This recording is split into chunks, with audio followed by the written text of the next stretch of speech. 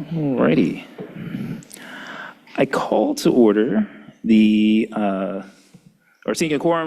a voting quorum of members, I call to order the February 23rd, 2026 Cincinnati School Board meeting. Can we all stand for Pledge of Allegiance? Oh, wait. What? Oh, I'll say, Superintendent Murphy, would you please introduce, as we are standing, the wonderful students who will be doing our... Yes, Mr. President, I was only going to share that today's pledge is being led by the students at Cheviot, and their principal is Ms. Tammy Solomon Gray.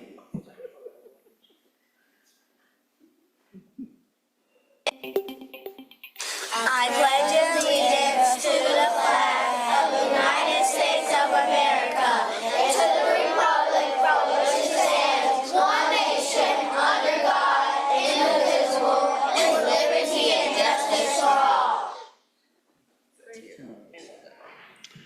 That was completely my fault for not reading our agenda correctly, so I will take the blame on that. Treasurer Guston, please call the attendance roll. Ms. Armbruster. Yes. Ms. Bolton. Present. Mr. Crossett. Here. Mr. Lindy. Here. Ms. Mapp. Here. Vice President Moffitt. Here. And President Craig. Here. Vice President Moffitt, please explain the virtual hearing of the public process. Members of the public who are online and wish to speak during our hearing of the public process this evening may do so by clicking the chat button right now. The chat feature will be open for your requests for 5 minutes. If you would like a direct response to your questions, please make sure to share your name, your affiliation to the district, your school community, your topic, and your contact information. All right, I need a motion and a second to approve the February 23rd, 2026 business meeting agenda. So moved. Second. Thank you. Treasurer Guston, please call the roll. Ms. Armbruster. Yes. Ms. Bolton. Yes. Mr. Crossett. Yes. Mr. Lindy. Yes. Ms. Mapp. Yes. Vice President Moffitt. Yes. President Craig. Yes. All right, so tonight's agenda has been approved. Do any board members have any acknowledgements or announcements? Just the kudos? Yeah. Yeah. I think I got one or two kudos. Okay. Board Member Crossett. Oh, thank you. So, yeah, we had, last week, Schroeder High School had a Black History celebration that was very well done and very exciting. They had music and speeches, and kudos to Schroeder High School. Any other kudos from board members? You want to do this one? Yeah.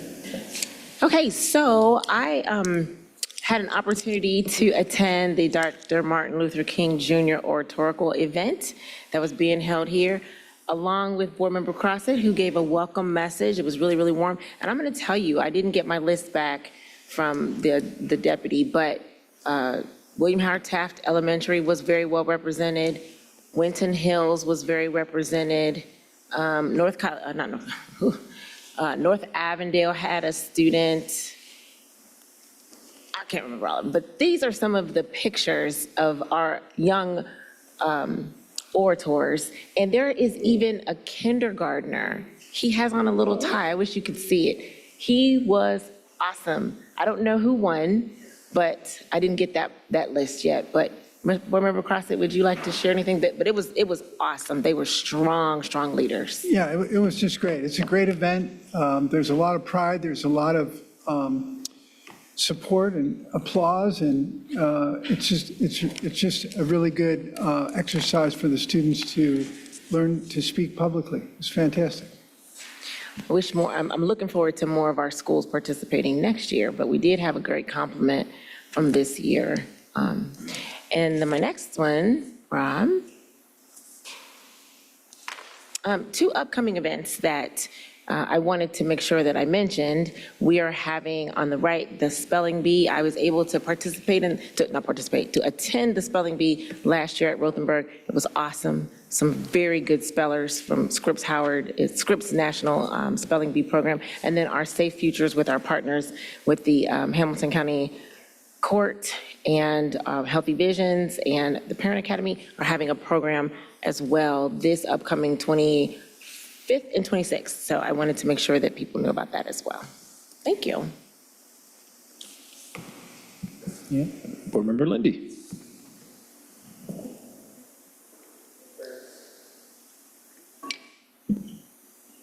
Let's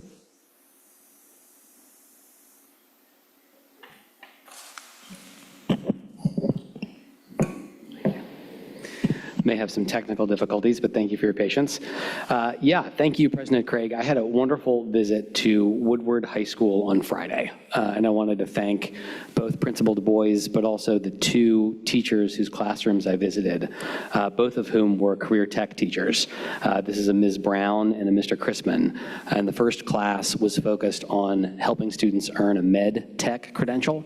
I may be botching some of the language, and if so, that's my fault, not Ms. Brown's fault or Mr. Chrisman's. And the second class involved an advanced manufacturing credential. The advanced manufacturing credential is a 12-point credential, which is the most that you can earn. And I think in both of these classes, these are exciting ways for students to enter a career with real meaningful income directly after graduation. And so I thought it was great to see the work that they are doing. I wanted to thank the principal and the teachers at Woodward and wish them the best for the rest of the school year. Thank you. Anyone else? Board Member Bolton. Thank you very much. Appreciate it. Just reporting back in my role as representing the board on the Recreation Commission. Wanted to report back that the Recreation Commission is opening up for a community committee in order to plan the Recreation Commission's and Recreation Department for the City of Cincinnati's 100th birthday, which is being celebrated next year, and they would love to have a community planning group, and you may apply through the Recreation Commission. Also, that already of the spots for after-school care at the multiple recreation centers in Cincinnati are already 80% full for the summer. And there's a great interest, I know, on everyone's part to continue to expand those seats as well. But 80%, please sign up and join.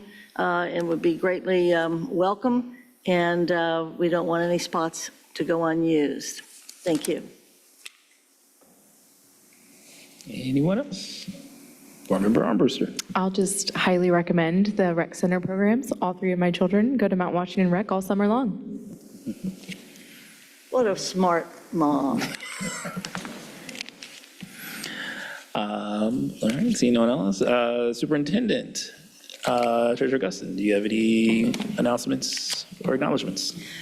Yes, I have two. And what I would like to do is start with, we recently had Counselor Appreciation Week. So Rob, if you could just show the second of my slides, that would be fantastic. And we just want to recognize our counselors who are out in our schools, working really hard, not only to bring new students into the building to help them be successful, but working them all the way through post-graduation day. So can we give a round of applause to all of our school counselors? And then the second announcement, kudos, I want to share is super special. We do have a guest here with us today that we wanted to take a moment to give the red carpet treatment to, and this is Miss Sadie Dean. Miss Sadie Dean is okay.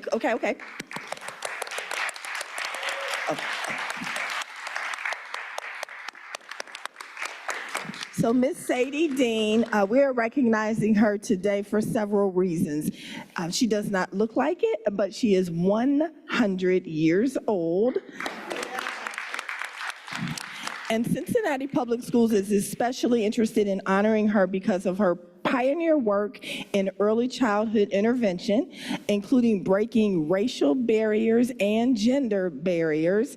And we wanted to talk and honor her because of her extraordinary impact on Cincinnati Public Schools and the broader community as a whole. Thank you so much, Ms. Sadie Dean.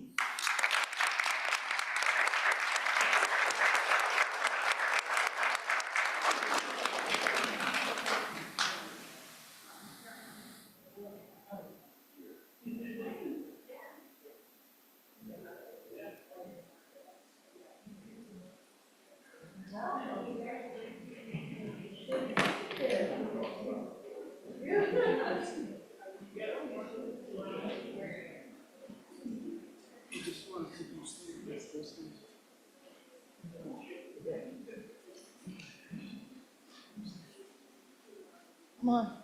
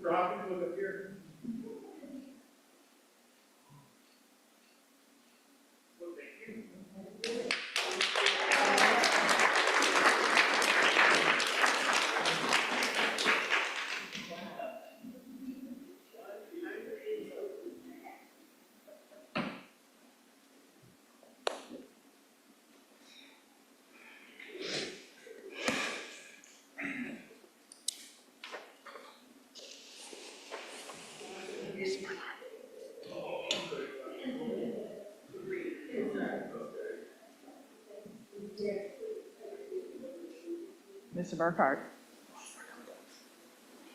you want to start coming down? Oh, I'm sorry. Yeah, imagine that. Maybe I want to.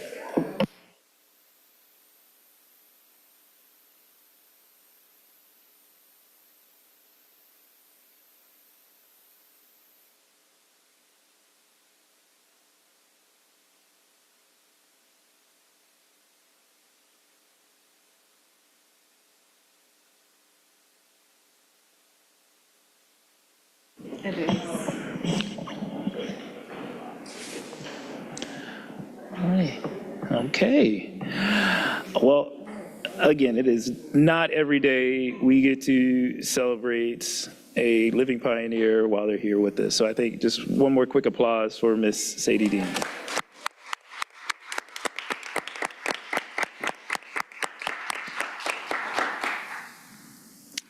All right. So I'm going to stick to the script again so I don't get myself in trouble. We'll turn it over to Vice President Moffitt.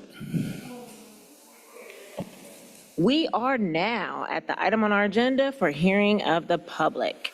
Each speaker will have 2 minutes, and only 2 minutes, and will address all comments to the presiding officer. If you have any materials or presentations needing to be distributed to the board members, please give them to our board administrative assistant, Phyllis Davis.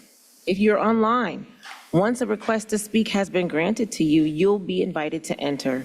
You should click on that camera icon to go interactive. Provide your name, your affiliation to the district, your school community, your topic, and your contact information if you'd like a response to any questions that you do present. This request is consistent with board protocol, and we appreciate your help. In the unusual event that someone is not willing to follow this protocol, we do reserve the right to end that person's time. Again, each person will have 2 minutes to speak. When the timer goes off, your time is up. Please refrain from discussing any personnel items. And after speaking, if you're online, you'll briefly see the welcome screen again as you transition back to the live stream meeting. Rob, do we have any online speakers? To the Vice Chair, we have 3. All right, let's start. And to reminder to the online speakers, please do not unmute your camera and microphone until you're called. We're going to start with Robert. Robert, you can unmute your camera and microphone.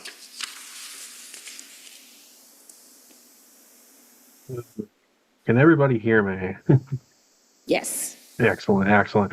All right, well, I will keep this short and sweet. Tim Westrick is also with me today. My name is Robert Jimison. I work for National Church Residences. I'm the real estate tax accountant for Alexandria Senior Housing Limited Partnership located at 921 William Howard Taft Road there in Cincinnati. I just wanted to bring to the board's attention today, you all are looking to approve a resolution to appeal the value of that property. I'm here today to ask that you do not do such an appeal with that facility. The requested value that you guys are looking to gain on that property is $6.5 million. That's actually not indicative of the value of that property. We had acquired the facility back in August of 2024.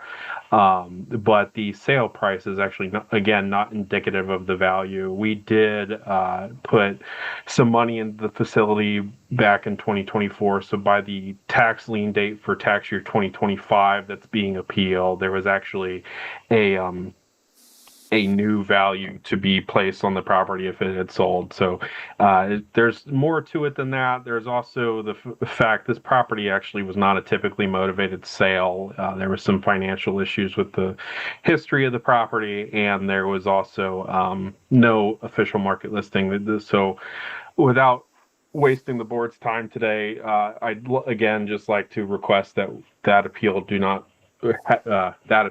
not be moved through. We did also supply information to the county auditor for tax year 2025 regarding what the value of the property should be. They did choose to not change the value from 2024 at the current $2 million valuation. So I'll keep it short and sweet and end it there. I will send any follow-up material after the hearing. Thank you. Thank you. Our next one?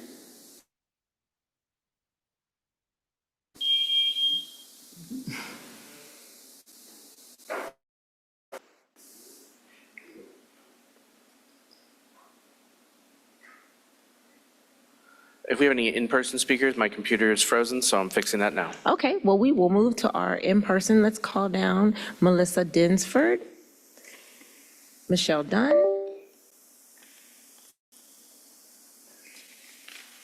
Brad Smith, President Julie Sellers.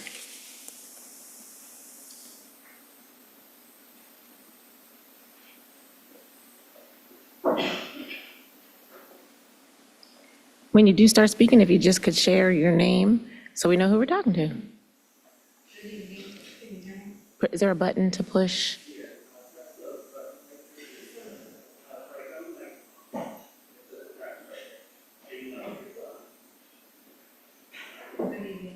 Nope. Good evening, my name is Melissa Densford. I have put this information into my cell phone so I could quickly give my information and use my time wisely. My daughter is an 11th grader at Woodward Career Tech High School.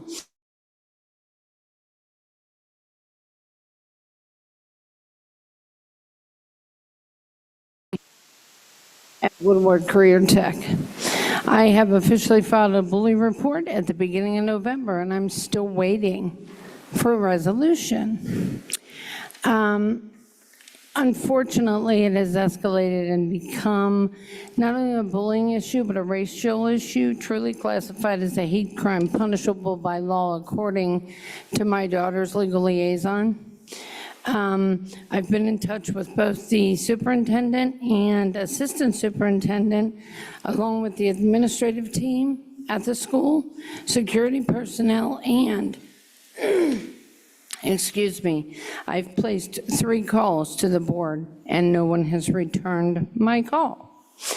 I'm not only disgusted as a parent of a child with disabilities, but as an educator of 42 years, and I'm currently working in a public high school. I'm looking for someone that's interested in helping me resolve my concerns, because as a family, we're kind of at the end of our rope with this, and I don't want anyone to be shocked at my next step. That's why I felt it necessary to come here and speak tonight to make the entire board aware of these issues. It's past time for those that are responsible to be held accountable, and I need some answers. Thank you.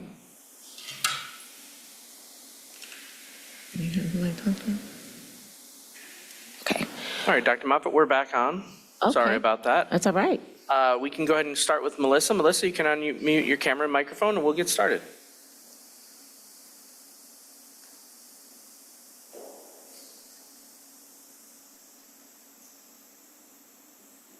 Hello? Yep, We can hear you. go ahead, Melissa. Okay, I'm sorry. I guess my camera's not working. Okay, here we go. Sorry, just one moment there. There we go. Thank you. I was stopping in today. Thank you for listening to me about the recent opening of the Roll Hill Library. And I didn't know if any of you were able to go to the grand opening or how aware you were of the opening of this library. But Arnie Smith had, worked so hard moving her collection from Pleasant Hill to Roll Hill. And I just feel that there was a lack of respect from the principal and the staff there at Roll Hill and enabling our niece to build the library that she really wanted to build for the students. You're all there for the students, and that's the important part. The main thing that our niece wants to reach these kids. And I just feel that the principal probably needs a bullying report on her, because some of the notices that she had given our niece were not constructive to building the library, and not helpful in getting the library put together, but actually detrimental to creating this space for these kids to have that's just going to build their futures. Our niece will go above and beyond to reach out to these kids. So I basically just wanted to touch base and see if you guys were aware of the building of the library and the lack of respect that our niece has gotten from her management there at the school.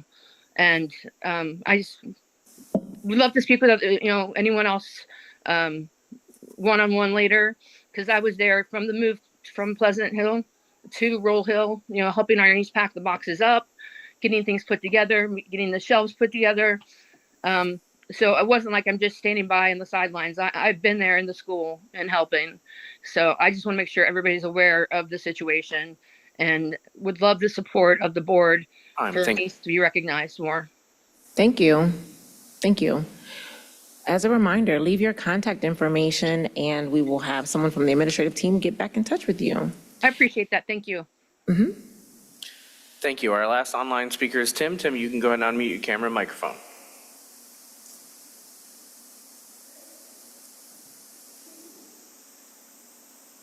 Hi, can you hear me okay? Yes. Great. My name is Tim Westrick. I represent National Church Residences. You just heard from my colleague Bob Jimison a little while ago. I was coming to support my colleague Bob and support his request to have the school board not vote to appeal the taxes for Alexandria Senior Housing Limited Partnership for the reasons Bob mentioned. I also wanted to be available to ask any questions if there are, or answer any questions if there are any. So thank you for your consideration of our request and appreciate the time to speak tonight. Thank you. Thank you. If you all would leave your contact information, we will have our general counsel reach out to you. We don't usually discuss anything in hearing of the public. Just as a reminder, put your contact information for those speakers online in the chat. Let's move on to our in-person. That's it, Rob? Let's move on to our in-person, continue with our in-person speakers. Ms. Dunn, Michelle Dunn. Good evening, members of the board. I'm here tonight to express serious concerns about what's been going on in the policy committee. First, we saw the introduction of a policy change not vetted by the community teaching staff, which was to place a single point-in-time standardized test score on our district report cards. This move was celebrated a couple days ago by a national conservative right-wing think tank, so I guess congratulations. Then the policy committee invited a group called the School Board Partners to advise on subcontracting out legal counsel. We'd like to see more of our precious dollars spent on students, not more lawyers, actually. This presenter from School Board Partners brought into policy last week was sued by a parent group for his role in advising the Denver School Board to use test scores to close their public schools, which were then turned over to charter schools. School Board Partners, and this is no secret, you can simply Google it, they are based on expanding charters. They've operated in cities like Denver, Indianapolis, and New Orleans to enact versions of this model, often resulting in significant charter expansion and school closures. So you don't have to speculate on the risks here. Subcontracting legal counsel under the guise and guidance of an organization rooted in privatization ideology raises serious red flags. Legal strategy shapes policy. Policy determines whether public schools remain democratically governed public institutions, or do they become a portfolio to be managed. So we'd like to believe this board cares deeply about public education, but bringing school board partners in to advise this district would send a very different message. We urge you to put a stop to their involvement in selling us model policy and recommit to transparent, community-driven governance that strengthens, not privatizes, our public schools. Thank you for your time. Good evening, Board of Education. My name is Brad Smith. I'm a CFD field rep, I'm a constituent, and I'm a taxpayer. I wanted to comment tonight on the Policies Committee's guests at their last meeting, Ben Kleban and Dr. Janice Silver, two well-known school privatizers. Some school board members want to hire them to help devise policy for our district that will impact our students, families. Who are these privatizers who will be returning to the next Policy Committee meeting on March 13th? Moving New Orleans public schools into the vast charter school network we see today. He created an organization that opens several charter schools in New Orleans, including Cohen College Prep. So what results can he speak to? State test scores from Cohen show 7% of students passed U.S. history, 3% passed English 1, and 8% passed English 2. Graduation rate was 29%. Cleveland schools were so bad that the state shut down all of them. Dr. Janice Silver ran a charter school in Indianapolis called Insight School of Indiana. What do her results show us? 5% of students were proficient in math and English across grades 3 through 8. 3% were proficient in grade 10 ELA and math. The graduation rate was 37%. 48% of students dropped out. The board says this district is in a budget crisis, but apparently this does not apply to privatizers with terrible track records. This board already voted to give $35,000 per principal to an outside vendor. That same money could have hired 3 social workers who actually work with students, who reduce chronic absenteeism and raise test scores. How many more resources are we going to give to Teach for America aligned privatizers? How much more money are we going to give to them, and how many more resources are we going to take away from our students so we could line those pockets of those privatizers? I could go on, but my time has over, and you also have a whole lot of information in front of you. Thank you. Reminds me of President Sellers, and just as a reminder to everyone, as part of the collective bargaining agreement, President Sellers does not have the 2-minute time limit. So President Sellers. Good evening, members of the board. I was very, very shocked to hear what went on at the last policy meeting, and in the notes that were put up for the board docs, I was able to read some of the transcript from Ben Kleban and Janice Silver. I just want to say that I placed a packet of information for your review. You can do that at any time, but it is the information that is accurate, and we have been dealing with some of these privatizers for years. The district, along with the business community, visited the Indy Mayoral Charter School Network. We went up there, we visited. Their scores were awful. I would not have even said they were mediocre at best. We should not be having anybody from that group coming in and giving us any advice. They reviewed They reviewed the Mind Trust when they were there. Accelerate Great Schools even hired Patrick Harrell, which is probably before most of your time. He was the director of Mind Trust in Indianapolis, and they brought him here to replicate that model here in Cincinnati. I find it offensive that the policy committee is trying to resurrect these failed privatizers with their model policy, and you already heard from Michelle, and there is documentation in the packet about some of these model policy groups. To save time, I just want to remind all of you that all of you have been elected with a D behind your name, and I'm only going to speak about democratic values that are centered around education. Number 5 on your list, it's a commitment to a strong public education. It is not to try to replicate some of these privatization groups. There is defense of well-funded, democratically governed public schools. Opposition to privatization that undermines public accountability.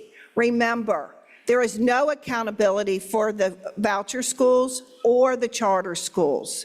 I actually had somebody say to me, what the state is trying to do, and I believe some school boards are trying to do with some of these right-wing think tanks, they're saying their goal in Ohio is similar to Florida, where poor children go to charter schools and rich children go to private schools with vouchers. That is not where we need to be heading. I am looking at stuff happening across the state of Ohio. And you can see that when you look at what they are doing with the school funding. There needs to be respect for local control balanced with equity and civil rights, which is not happening in many of those other two systems. There needs to be respect for educators and education workers, recognition of educators as professionals with expertise, inclusion of teachers, school staff, and education workers in policy decisions, and evidence-based and child-centered policy. Education policy guided by credible research and practitioner input, not a right-wing think tank. Resistance to top-down mandates that lack evidence or harm students. And I've been hearing from parents that the kids are crying and they don't even know why they have to take some of these tests. And there should be a commitment to equity for students with disabilities, English learners, and marginalized communities. But how these values are often used, they need to make sure they're used when they go through the evaluation endorsement process. And they need to assess what the relationships are with the teachers' unions and labor councils of all of the labor unions within this district. But what I am finding is there seems to be some kind of movement going on through policy that they want to realign and change how the district is operating and bring in these privatizers. When I saw who they wanted to bring in, I was appalled. So I just want the rest of the board to understand, because sometimes you may not even know what's going on in some of these policy groups and other committees. So thank you. Thank you so much. I believe that concludes our hearing of the public, and, Mr. Lundy? I'm going to say, we generally don't reply to the hearing of the public, Mr. Lindy, so I'm going to continue us on our progress here.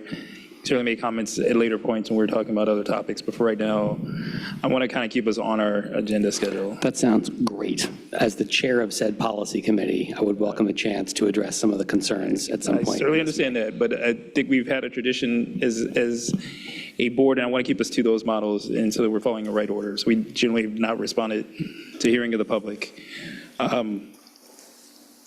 So I believe that's back to you, President. Again, we want to keep going through. There are other points in our agenda for us to have some of those discussions. I will turn it over to Superintendent Murphy this time to please introduce our first presentation. Happy to introduce our Chief Operations Officer, Mr. Chris Burkhart, to provide us with an update on our facilities department. Good evening. It's hard to believe it's been a whole year since the last facility update, so happy to provide some great work the facilities department's been doing. As we look at the first slide, we really look at a year ago when we started to break ground on the medical dental center at Roberts along with the Welcome Center.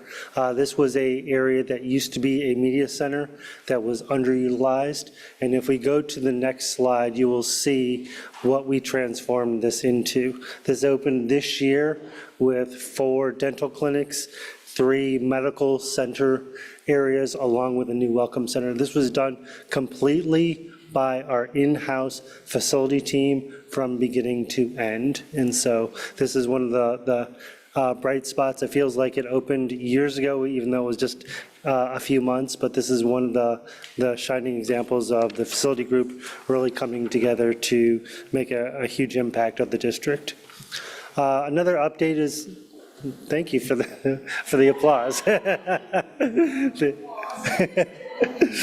The next update is in relation to the launch of FMX, and FMX is the software we are using to schedule building rental and building usage.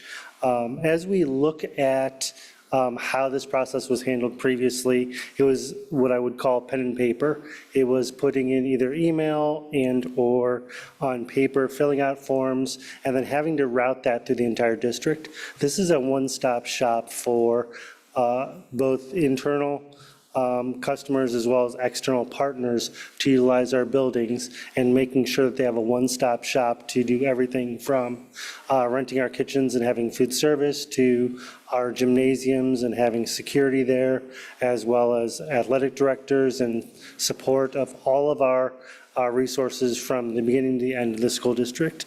This will also help us as we look at automation, making sure that we have all of our automation tied to this. I'm going to talk about that in a few minutes when I start talking about some of our electric and gas usage, so we're going to tie this back.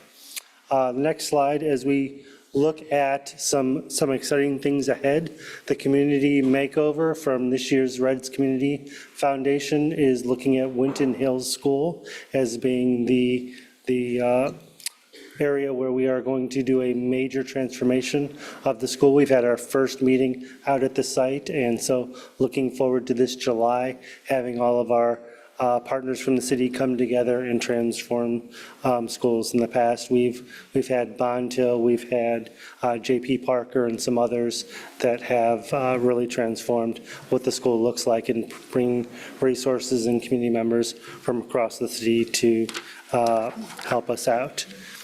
As we look at the next slide, one of the issues that we had that I discussed last year was getting enough custodians in our district. I believe we had 32 openings at this time last year, and through a concerted effort with both the facility team and the human resource and talent team, I can say that we have been successful, and at this point in time, we only have 4 vacancies in facilities. This is important because if our buildings are not staffed, then they're not clean. And so as we have 32 openings last year at that point, that means 1 out of every 2 schools were missing custodians, which would put undue pressure on not only the school, but the custodians who are actually working there. So we've done a concerted effort to turn that around, and hopefully as you walk through the schools, you can see the marked difference in making sure that we are 100% staffed and that those staff are making the buildings look as great as they possibly can. As we move to the next slide, talking about building cleanliness, and so this is a slide that I shared last year. As we look at how we have our building staffed, this is the standard that is used across, the APA standard that's utilized all across all buildings and facilities, whether it's a school or not. And so this, the numbers up here are specifically for schools. And what you would look at is the number of square foot each full-time person would oversee. So in our district, we are looking at about 29,000 square feet per individual. If you look at the chart, that falls in between level 3 and level 4. So that's where our buildings are staffed at. The question I think came up last year is, what would it take to get us to level 3 and maybe closer to level 2? The answer is adding about 100 more custodians to our ranks to be able to increase, to get us up a level as we're moving forward. So I just say this to say that this is where we're staffed at as we are looking at priorities through the district, just level setting on where we're at and the great work that our current facilities group are doing without having a very robust team. We also make sure that as we clean our buildings, these numbers are based on basically a school day, so anything after hours is not included into this 29,000 square feet. So if we're using a building for example, a basketball camp after or a school dance, that is additional time and effort that goes into these that aren't counted within these numbers that we have up on the screen. As I move to the next slide, everyone has seen this many, many times before, but I added it again. As we look at the 5-year plan, this is a document that we started about 3 years ago and have been adding to it. The current total is 185 million of maintenance that has been deferred or needs to be done within the district, and these are anything from painting of the walls to replacement of carpet, boilers, chillers, vehicles that the facilities folks use, cameras, those types of things. So this is a comprehensive report. And I just want to be very clear, these are things within the district that are already in place that may need to be updated. This isn't new construction, this isn't adding on wings to schools or adding on any new things. This is just upgrading what we currently have to a standard that I think that we all can agree that needs to be done. I won't spend a lot of time on there. I'm sure you have a lot of questions, but I've shared this a few times in the past. The document has not changed other than updating it with more and current information as we get it. As we look at I think the last slide, district energy savings, so as you look at all these great numbers on here, I think the takeaway for this is we've had a decrease in usage across the board with gas and electric, as we've also had a decrease in cost for both gas and electric. If you look at electric specifically, if you're a company in the state of Ohio and you're looking for kilowatt hour cost per kilowatt hour, you're looking at somewhere between 13 and 16 cents.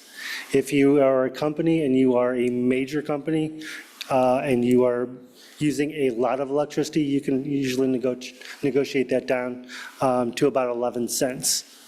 CPS is paying a little over 5 cents per kilowatt hour.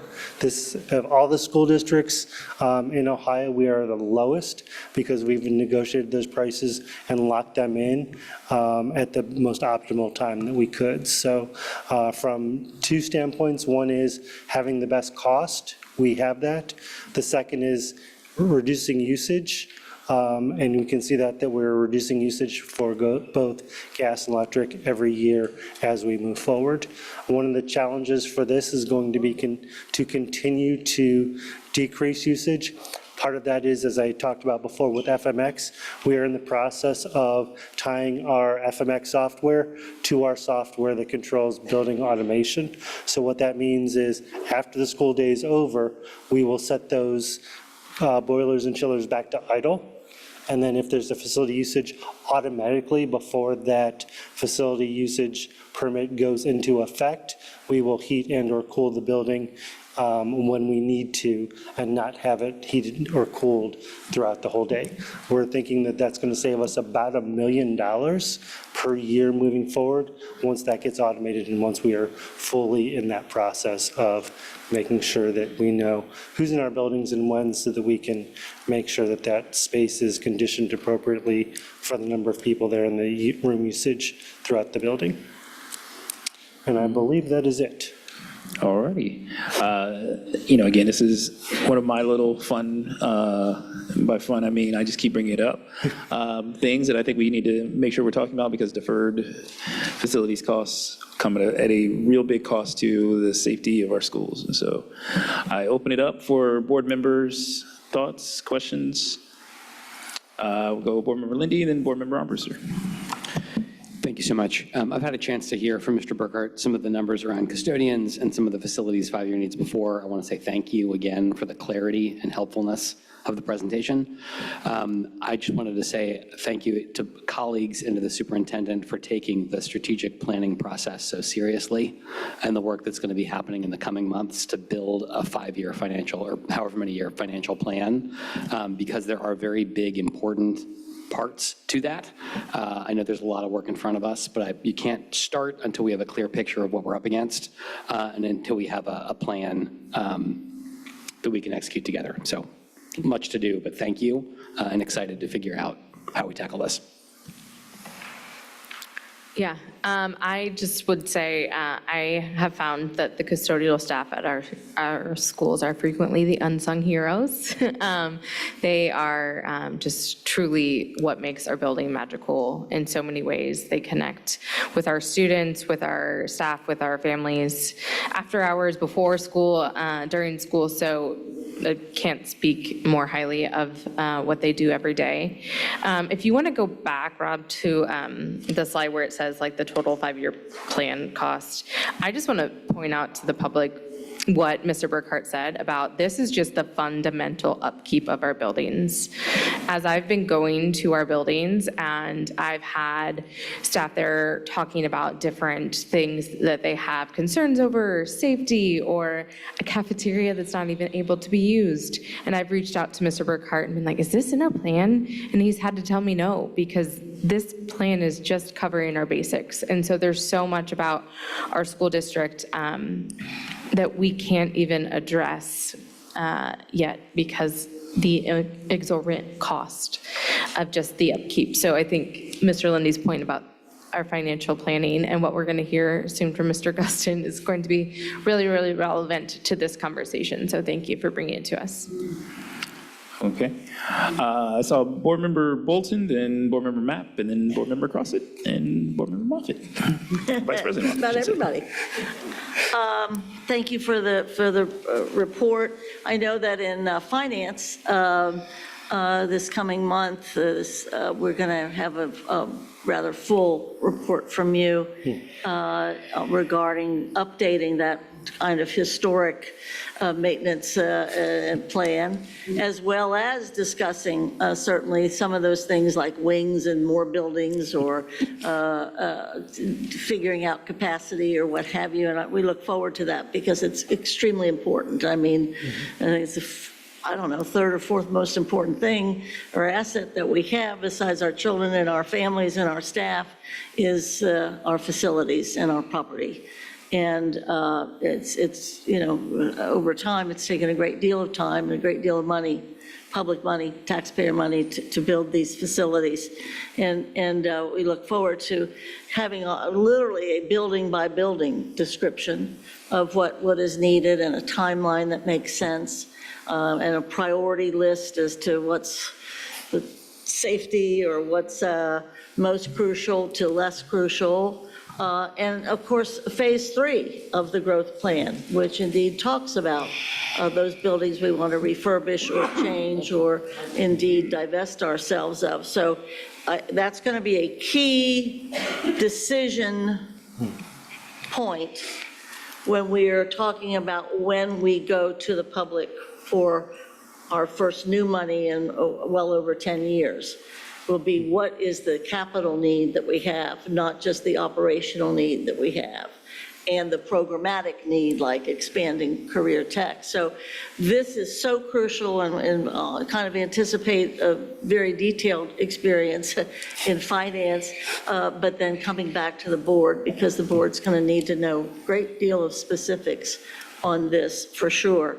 And I would also like to say that for our buildings, we still have assets that we are not using as effectively as we could. But we also have, in those assets, we have things as well that we could distribute in another way or use in another way. So this new era, and a large part of the strategic plan is probably going to be involving facilities and how we use our facilities, how best we use our facilities. And I'm thrilled to have you taking that responsibility again and helping lead us into this new era. And also, we're getting close to when we will be paying off our facilities master plan that cost the taxpayers $1.7 billion, 78% of which was local dollars. And we will, I think, continue then to, earn not only some kudos ourselves, but kudos for our taxpayers that understood how important it was to completely rebuild the system. And that's what they did. And I'm thrilled that you are the caretaker as well as the visionary for that. Thank you. Board Member Mapp. Yes, thank you for the presentation. I'm glad that you're here today. I had several questions about facilities at our last meeting, so I will ask those. I know that I asked it of the superintendent and treasurer, so I'm hoping that you can provide more clarity in regards to my questions. But before I go into things that I wanted to address from the last meeting, wanted to go back to the slide where it's talking about FMX and the launch of that. And so recognizing how beneficial this can be as it pertains to operational efficiency, streamlining all of this information, right? We are a very large district, so recognizing that all of those, lines of communication have to sync together. So I appreciate you and your team finding a system that will help to support that. Yet I do have concerns about how this may impact engagement or partnership with our communities, right? And so just hearing from several partners, they are having challenges with being able to access, right? Different schools that they once had an established relationship with. And so not only are they maybe not able to access previous buildings, but there's an astronomical fee that's associated with trying to maybe rent out the facilities. And so I'm curious to know from your lens, what barriers are in place that would then in fact impact negatively community engagement, community partnerships, because we want our schools to continue to be that community learning center model. And we don't want our community members and partners to feel that they are not welcomed within the district and seek other places. So I would like for you to speak to that. Yeah, excellent, and thank you for bringing that up. And that's one of the questions that we get all the time. Who can rent our facilities? What does it cost? What's that process? And actually, on the back end, if you go to the website and I'll address this first, is if you go to the website, it actually has a 2-minute video that walks folks through how to go about that process. If you've never used this before, you're just renting for the first time. The other thing that it also tells you is what board policy is in relation to rental. So we have a number of groups, community groups, that use our facilities at no charge, and those are specifically listed on the website as well, so they can kind of look at and see where they're at within that scope. If the other piece that I want to really draw out is when we charge folks for our facilities or for our space, we're trying to just at least try to break even. We're not making money off of the use of the space. So for example, if someone's using a gymnasium, part of that facility rental goes to, as I said before, cleaning up that gymnasium, the lights that go in with that. A lot of folks don't realize that in our gymnasiums, in our pool, in some of our specialty areas, those lighting and that lighting process is really, really expensive, especially for our stadiums, for example. Those lights can range anywhere from $100 to $400 per bulb. And so it's got only so many useful hours out of it. So what we've done is try to elongate that over like 2 or 3 years, so that when we are having someone pay for a fee to use something like a field with turf and those types of things, that they're just paying just a little bit of that so that we can recoup our costs. As we're looking at the 5-year plan, for example, replacing turf at one of our fields is going to be about $1.5 million, which obviously we are trying to figure out how do we, along with the community, come together to make that cost the lowest it can be, but also know that we do have costs that go to that as well. So to answer your question too, we really work with each group. I think last month I sent the board a report of all of the facility rentals that were actually charged. And it was a very, very small list, to be honest with you. And most of those were groups that were utilizing fields and/or utilizing gymnasiums for competitions. And so the board policy is that if you're making money off of that, for example, you have gate sales, all we're asking is that you cover our costs as part of those gate sales to make us whole for utilizing that space. So again, we're not here to try to make money off of any one of these areas. We also know that there's a lot of deferred maintenance, and we're just trying to at least cover our costs. Okay, thank you for addressing that, and I continue to also just encourage you and your team as you go back to continue to lean into how can we make sure that we're continuing to pull in our community to be able to access our great facilities and the resources that we do have. Again, we know it takes community rapport and partnership, so thank you for providing that clarity.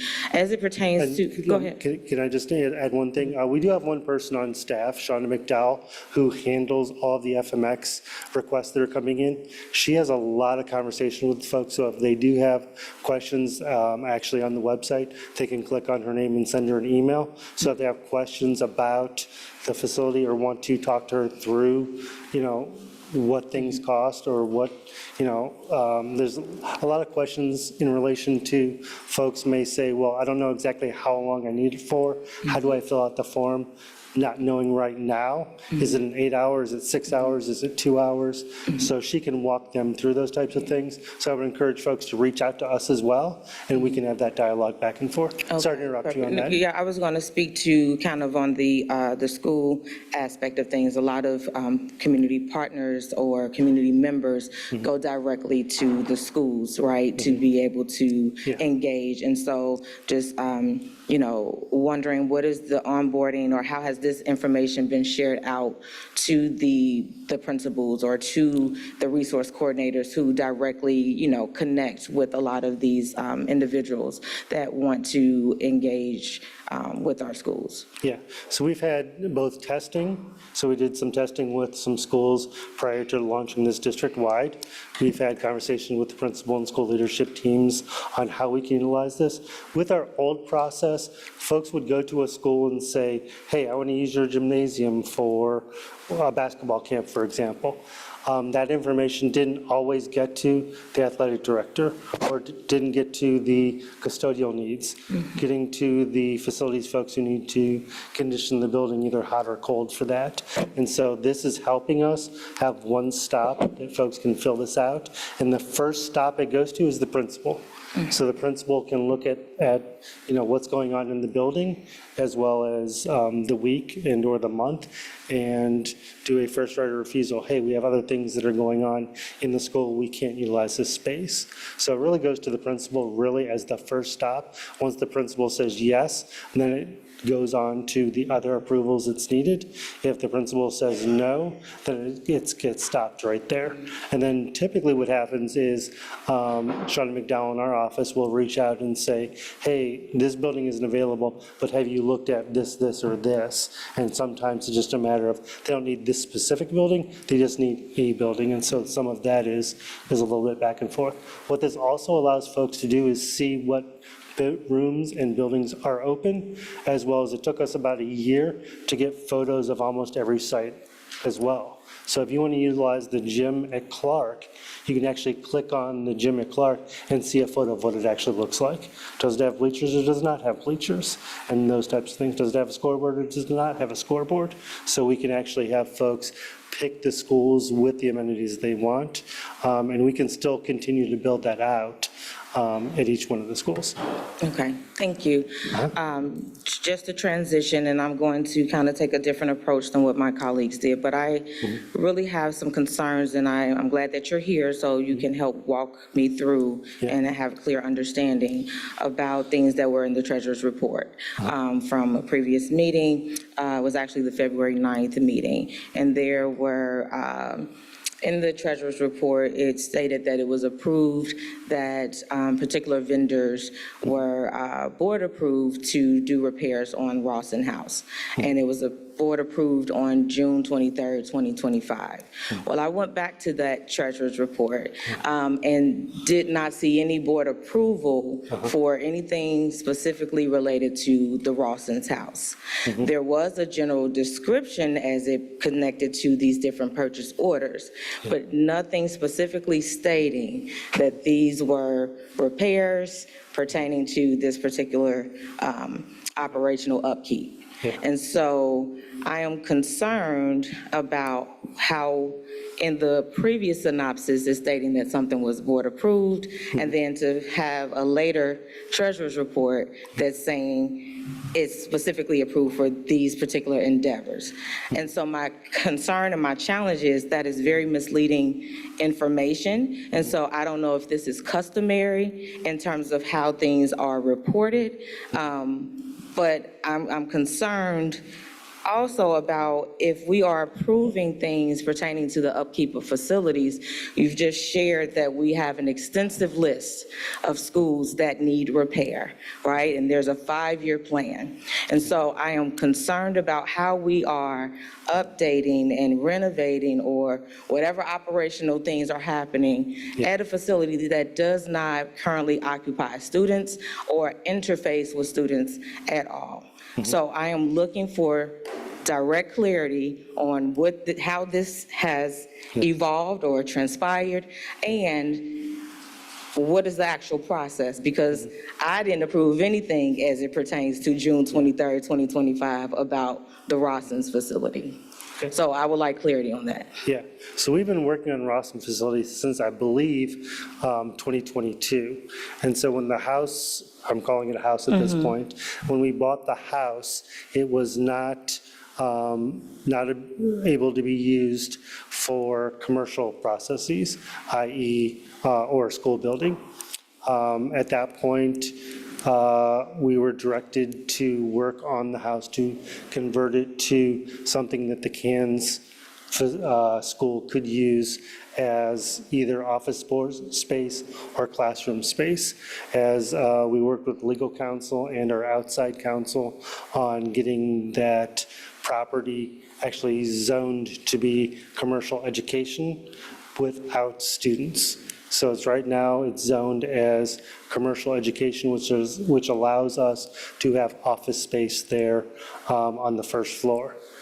We have looked at extensively all the upgrades that need to be done to the house, from electrical to plumbing to HVAC to structural issues. And we've been working on those for about the past 3 years now, getting that to a place where the folks at Cairns can utilize that first floor for office space, because they have been very, very tight in their school with space, and that was going to be a area where they can have some spillover and have some office space.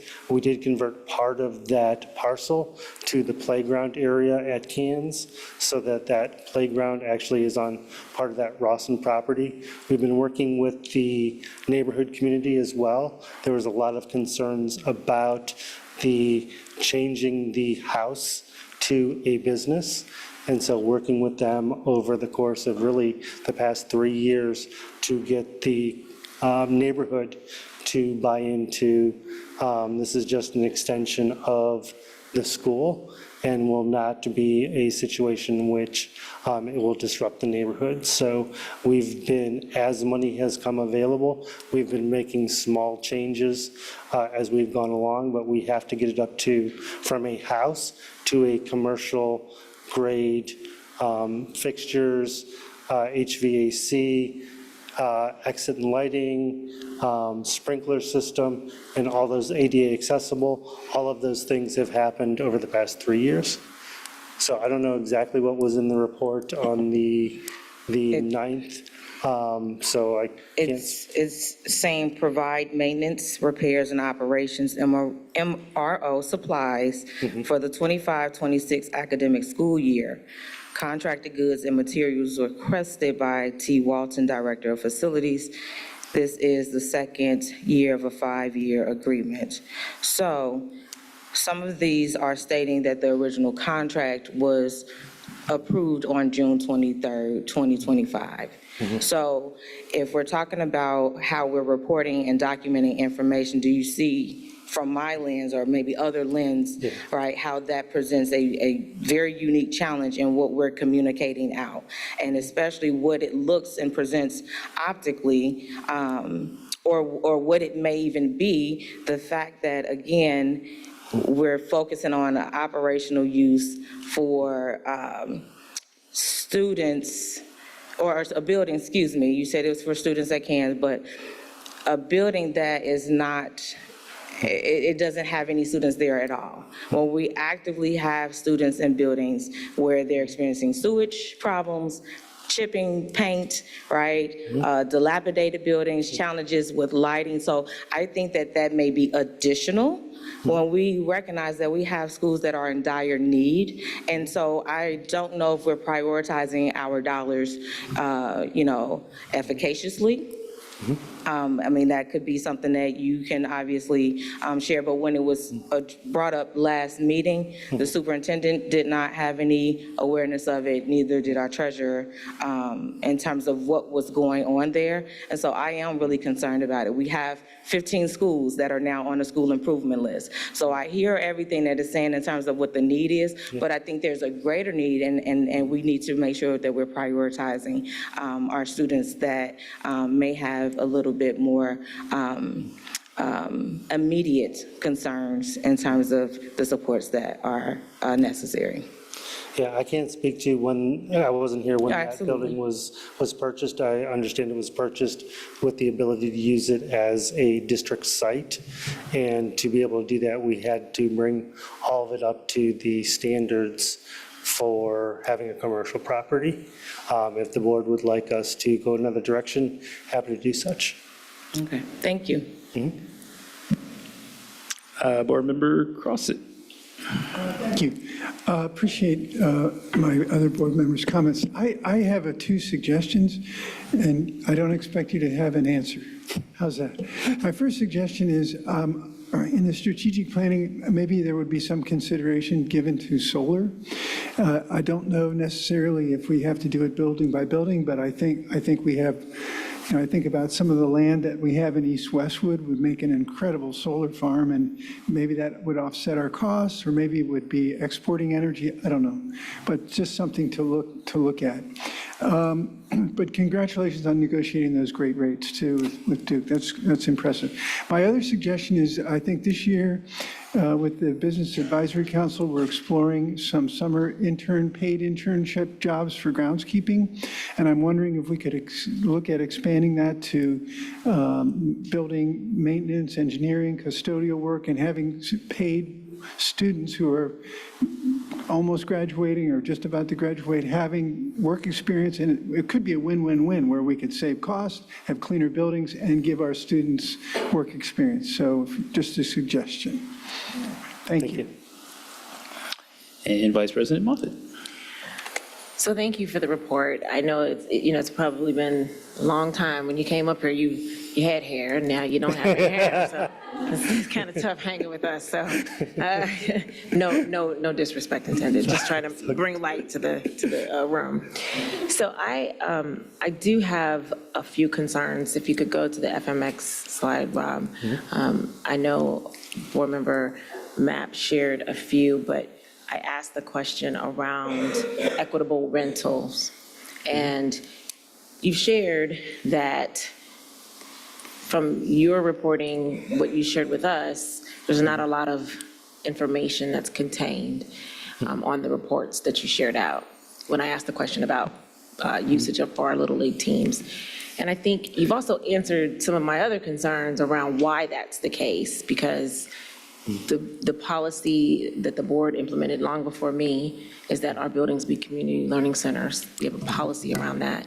And I would continue to welcome people to go directly to their building rather than to have a formalized process, which feels it sounds very clunky to me when you shared that former Principal McDowell is actually spearheading this with only a few on the list.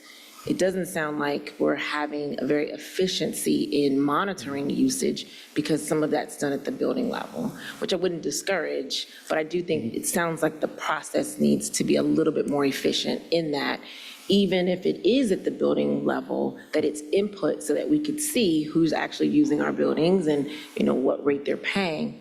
Having said that, I wonder if this usage as it exists is not conflicting with the community learning center model policy, because it's come to our attention that sometimes building usage is cost prohibitive by the community. Sometimes community partners are not able to identify that they're a nonprofit and that they shouldn't be paying, the normal rates, but they are paying the full rates. And so that inconsistency leads me to want to have a review of a reporting out very regularly of FMX and building level usage, because it doesn't sound like some of that is actually going through FMX, which, if that's what we're using a principal for, to go over that information, just sounds like it needs to be run a lot more efficiently than it is. And so I'm interested in a report for not just the past few months, because what I was looking for when I asked the question of you, that you generously answered, thank you, around the Little Leagues, because that was a conversation that we're having with the city as well. The teams that we were talking about weren't listed on your report, but they have shown where they have receipts that they're paying $3,200 a week to use our buildings. And so up to $3,200. And I did send it to Treasurer Augustin, because we were trying to do some cross-referencing as well. And so their invoice. So there's some concerns with me, and we are talking about building rental usage and trying to be efficient with having things done during the day, et cetera, but that's forcing people to adjust to us and then making it cost prohibitive. So again, I think we may need to, and I did put this on the list for policy, to look at the community learning center model, because I think that there's a conflict there, which concerns me. So I do want, and I will make an assignment, or at least bring it up, that we have regular reporting usages of FMX back from, and when was it implemented? At the beginning of the school year was the official launch of it. So we have no data from 25 or 24? No, not, everything was done on paper and also was segmented by schools. So the schools didn't necessarily each school didn't have a listing of when all their events happened. So this was the need to bring it to one area, because a school would say, hey, we're having a dance on Friday night, yet we had no custodial coverage for it, or we had the HVAC set to idle, and we wouldn't have that. So it would create issues whereby we weren't ready for the school when they would have their event. Right. So maybe we have the information, maybe Ms. McDowell has the information from the buildings directly. I'm not exactly sure, but I would love to have a report, some consistent data around at least the past year of our building usage, particularly because, we've gotten quite a few concerns that our buildings are cost prohibitive to organizations, some of them nonprofits, that want to use them, and they are cleaning up and they are abiding by our rules.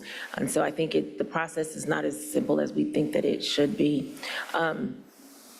I did want to just quickly mention, because Board Member Crossett said it, but I'm wondering about energy saving programs and tax credits. Usually like the solar is one, but if, you get a credit if you have motion sensors and things like that. Is your department looking at any way to be a little bit more energy saving with regard to electricity usage or revenue generating with regard to like the solars? So that was another thing that I wanted to put on there to ask a little bit of questions about. And then my last thing that I will mention is I think, just so that we do have some clarity, I was here when we had those conversations in 2022 and 2023 around Rawson House.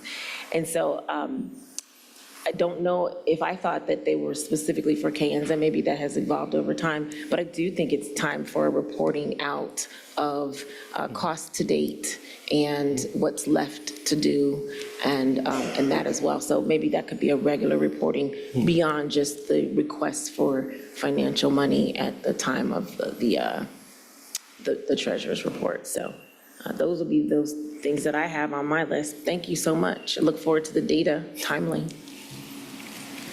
All right, I'll give some brief thoughts here. I'm making it my goal to keep us moving as fast as I can at times, but I will make some brief remarks, and then I will see if there's any other additional questions. But I think I just really have three things, and I think one of them is one that Mr. Burkhart and I have always talked about, which is that the truth is a lot of the things that we could do to improve energy efficiency, to do all these other things, we cannot do until we do that first thing, which is those, what are we now at, $185 million worth of work in our buildings to even get us to the point where many of our buildings can be sufficient to, for instance, we heard talks about using solar on our roofs. Okay, well, if the roof isn't up to code so that it can support the solar panels, which are not light, then what we end up having is we're exacerbating a bad issue by making it worse by putting additional weight on those buildings. I mean, we have things like that that really are the things that we also have to be thinking about as we look at the deferred maintenance cost.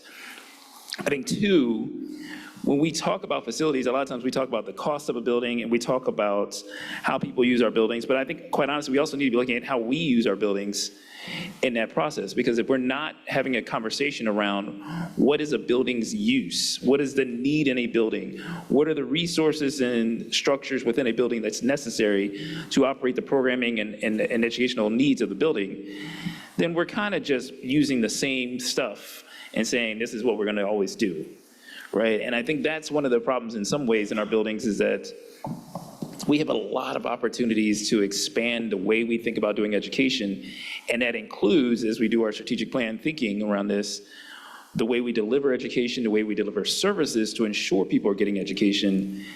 That also means we have to think about how the facilities are used to do those things, and whether or not the building, as it was constructed, in some of our cases, in some of our buildings are vastly date back, but as they've been maintained, is that the proper way for the school day to operate? Is that the proper way for the things within the building to operate and the use of the buildings? And I know we've talked about that as well, of thinking about that in addition to that idea of the repair costs and other factors that go into it.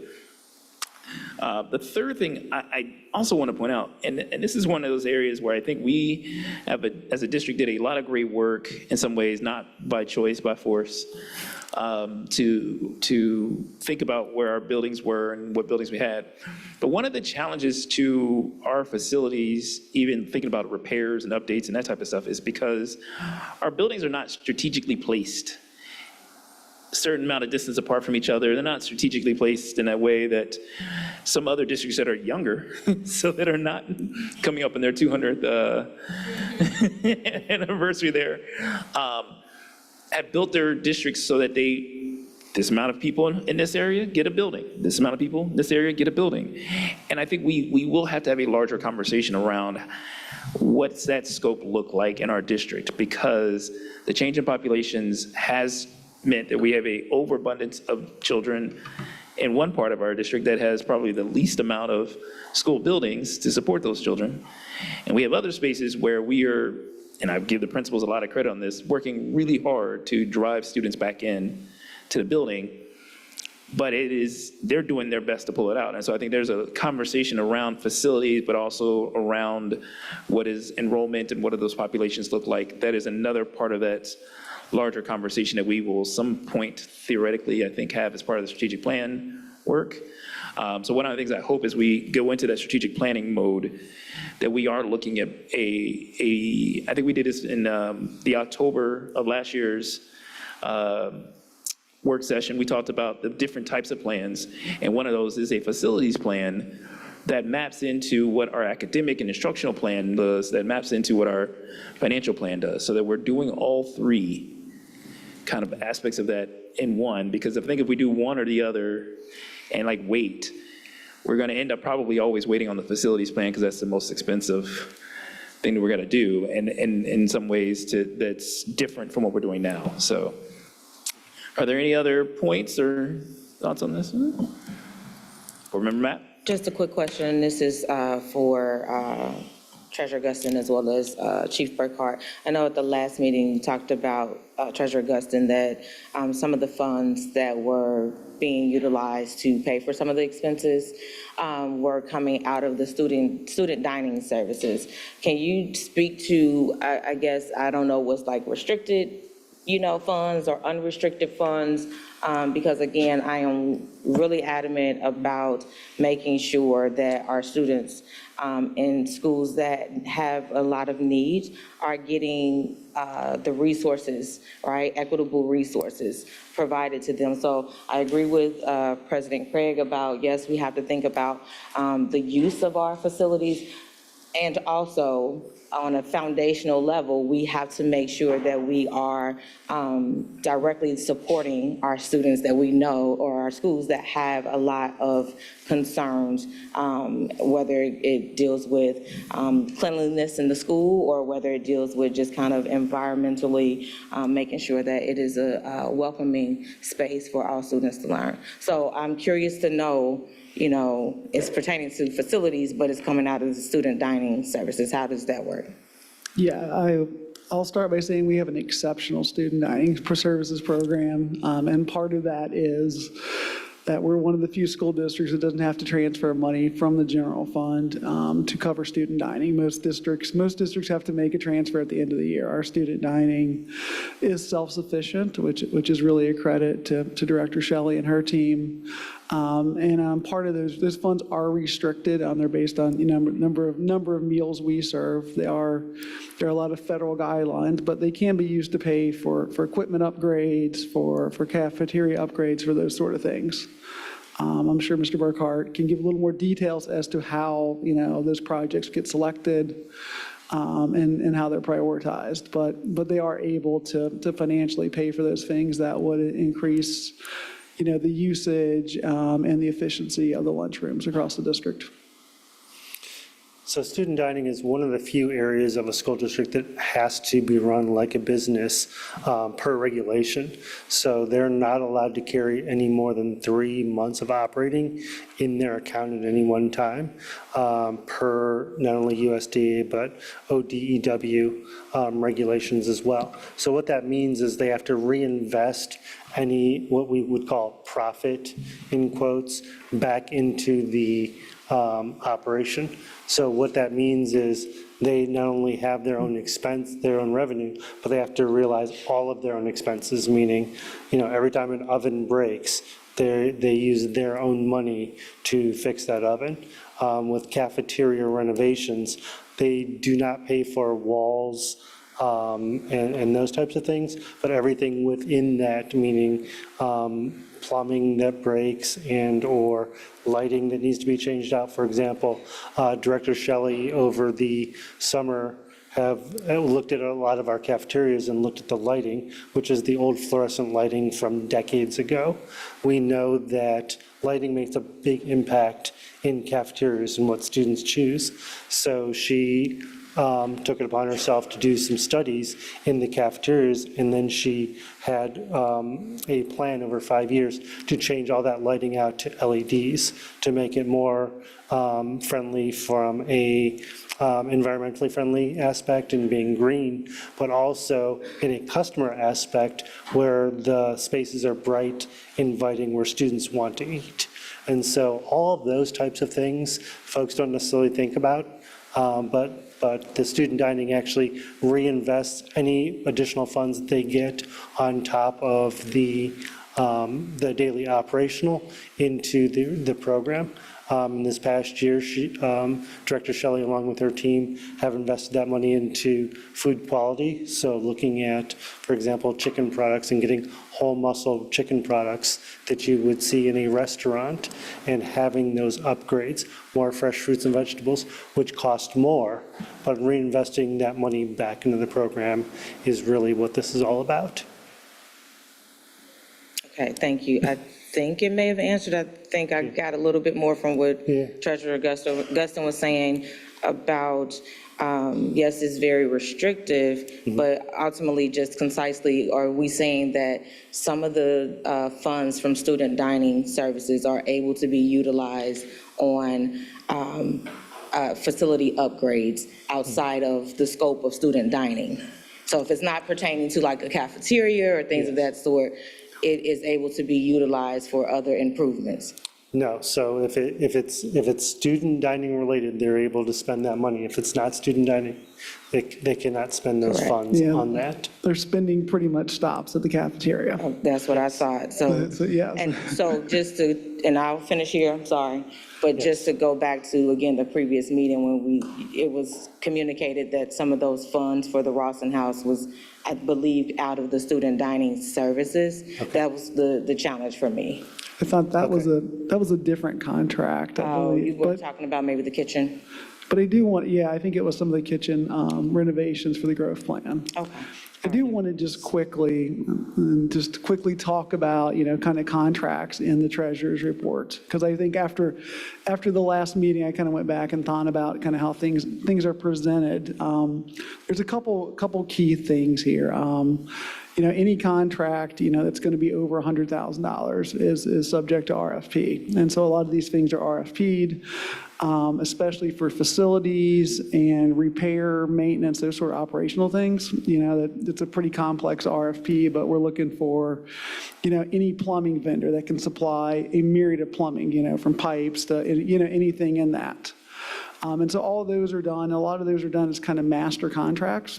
So you do a master contract at the start of the year, for the amount you think you're going to spend, and you never know, every year's different. And so from time to time, you amend the contract either just because you need more money or because there's a product going on. The other reason you'll see more amendments and less new contracts is there's a concept called bid splitting. So the auditor state looks at our contracts.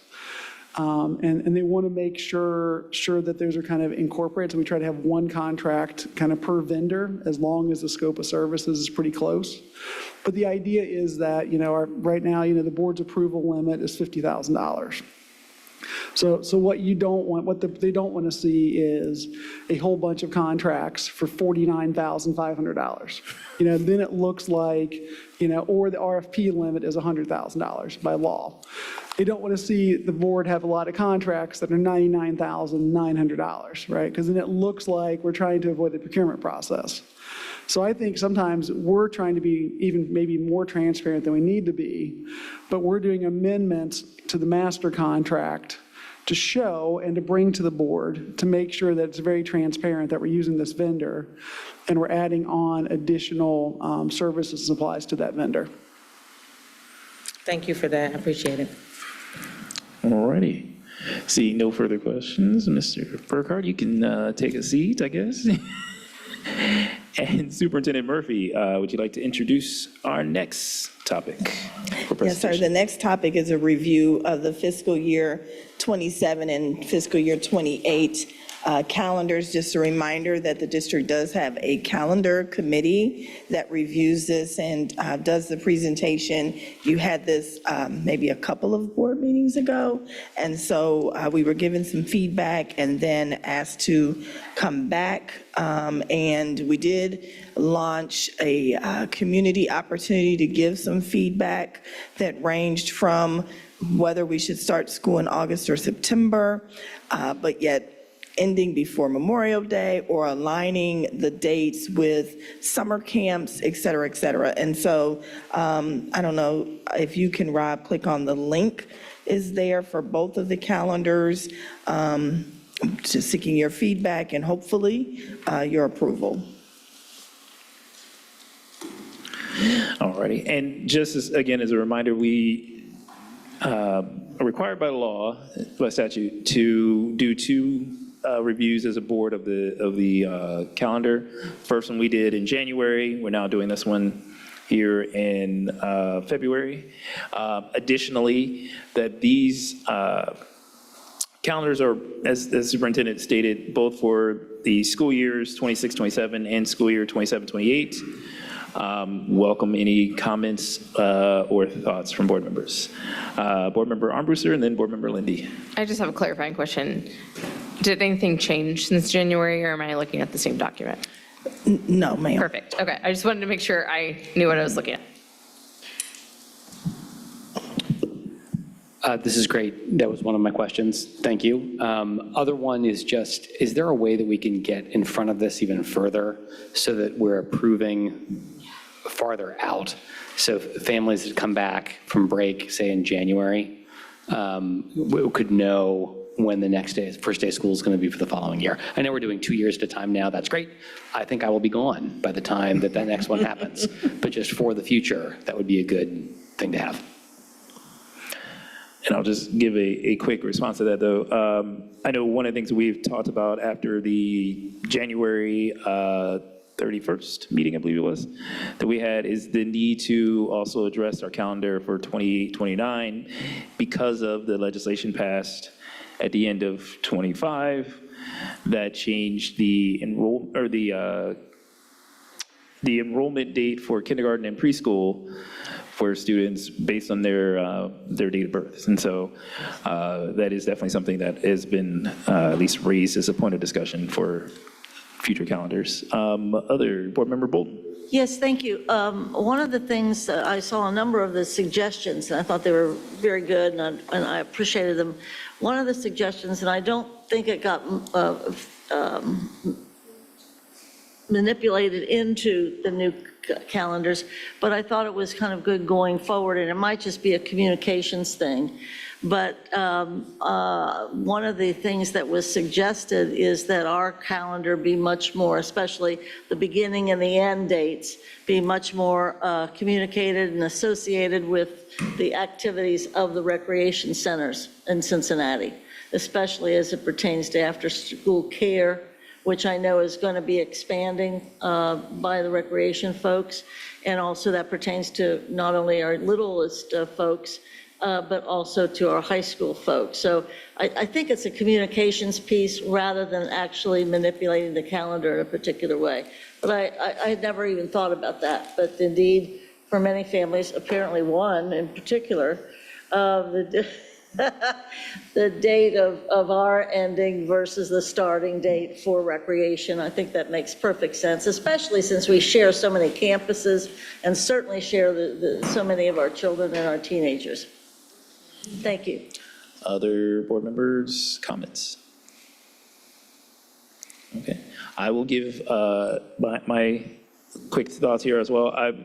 Again, I've given one already that I think we should initiate the process for the 28-29 school year right at, for me, I think it's best to do it sometime in August with that committee. But I would add that, and I'll probably make this as an assignment later, but just add the recommendation that we add a process of feedback opportunities to the early part of that process, so that it's not done after the schedule is made, but prior to the schedule being made. While I think, there are challenges either way, and we've heard it. I remember when we came on the board, we heard folks saying, why are we getting out so late, and then you hear why you're getting out to so soon, why does school start so late, then you start early and then go, why does school start so soon?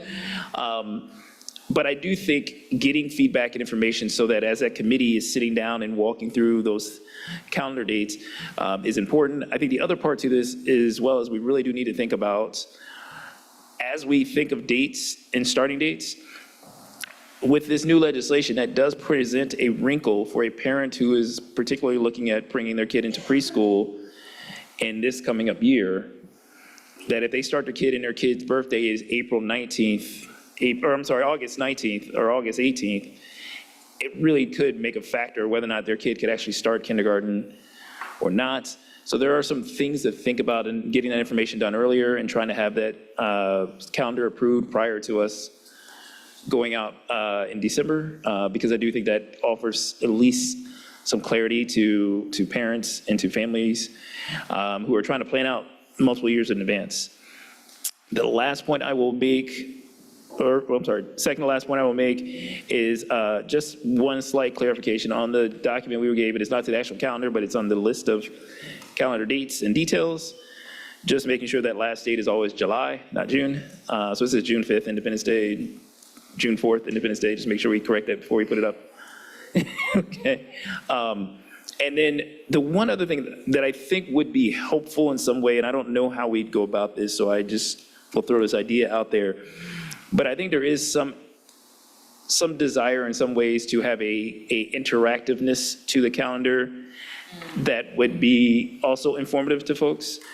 And so as we think about our website and think about these other things that we're looking at the strategic plan world of this all, allowing parents to be able to see a little bit more interactive version of this as opposed to just a straight PDF document would also help, because there are times when things might change.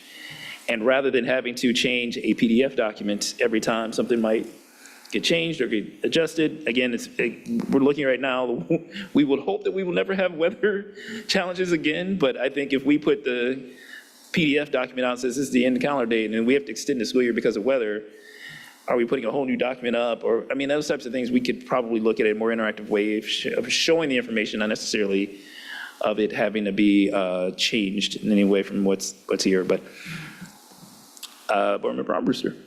To add on to that, as a youth sports fanatic, a lot of the youth sports now have the ability to export the calendar directly onto your calendar, and then it updates things. That might be something to look at. I don't know what that program looks like, but I always have to go through the calendar on the PDF every year and be like, okay, kids are off school this day, kids are off school this day, and add it one by one. It would be really great for that to just be something that parents could import into their Google Calendar or Outlook or whatever.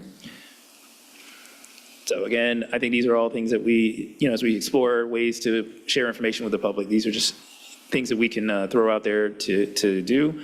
The actual calendar will be in the superintendent's recommendations, and so it'll be part of the consent agenda later. Let's see here. Let me go back to my script so I don't screw up anything else tonight.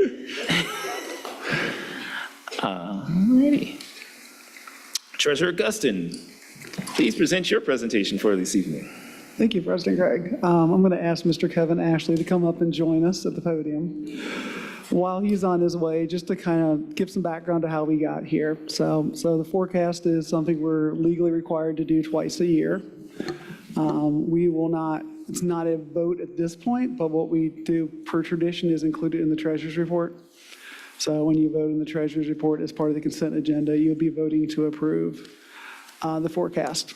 So just how we get here kind of starts out, Mr. Ashley has been doing this for several years. He's very good at it. But we start with kind of a group with our software vendor, and pretty much every treasurer in the county gets together, and they do kind of an initial get together, go through a lot of questions, and then as Mr. Ashley works through it, he and Assistant Treasurer Martin and I have several meetings to go back and forth to kind of talk about assumptions, talk about numbers.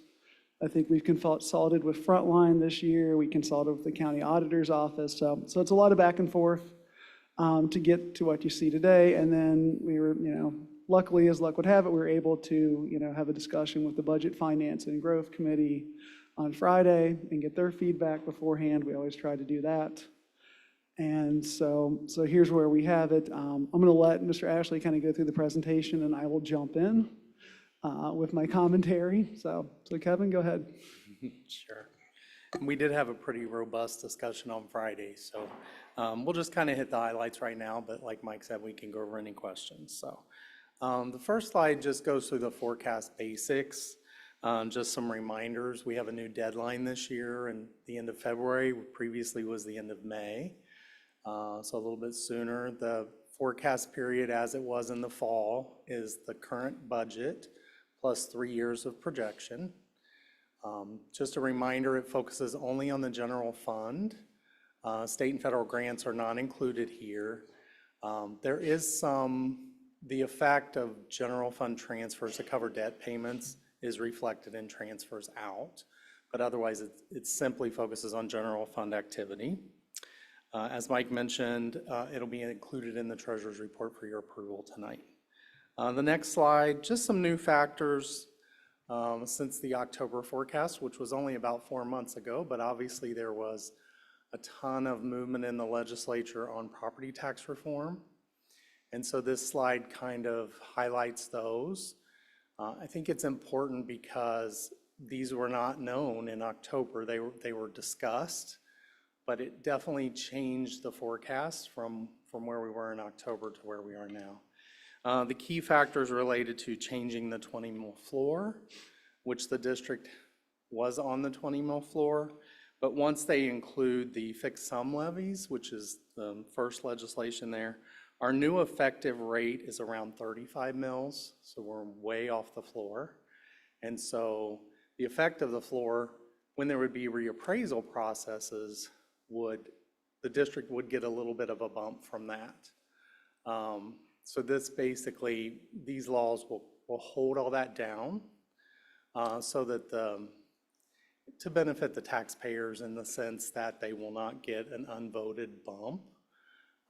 They will to the extent of the gross domestic product deflator, which is a new concept, but it's basically looking at inflation over a 3-year period, which is when you have the new reappraisal, and it will hold the growth down for those.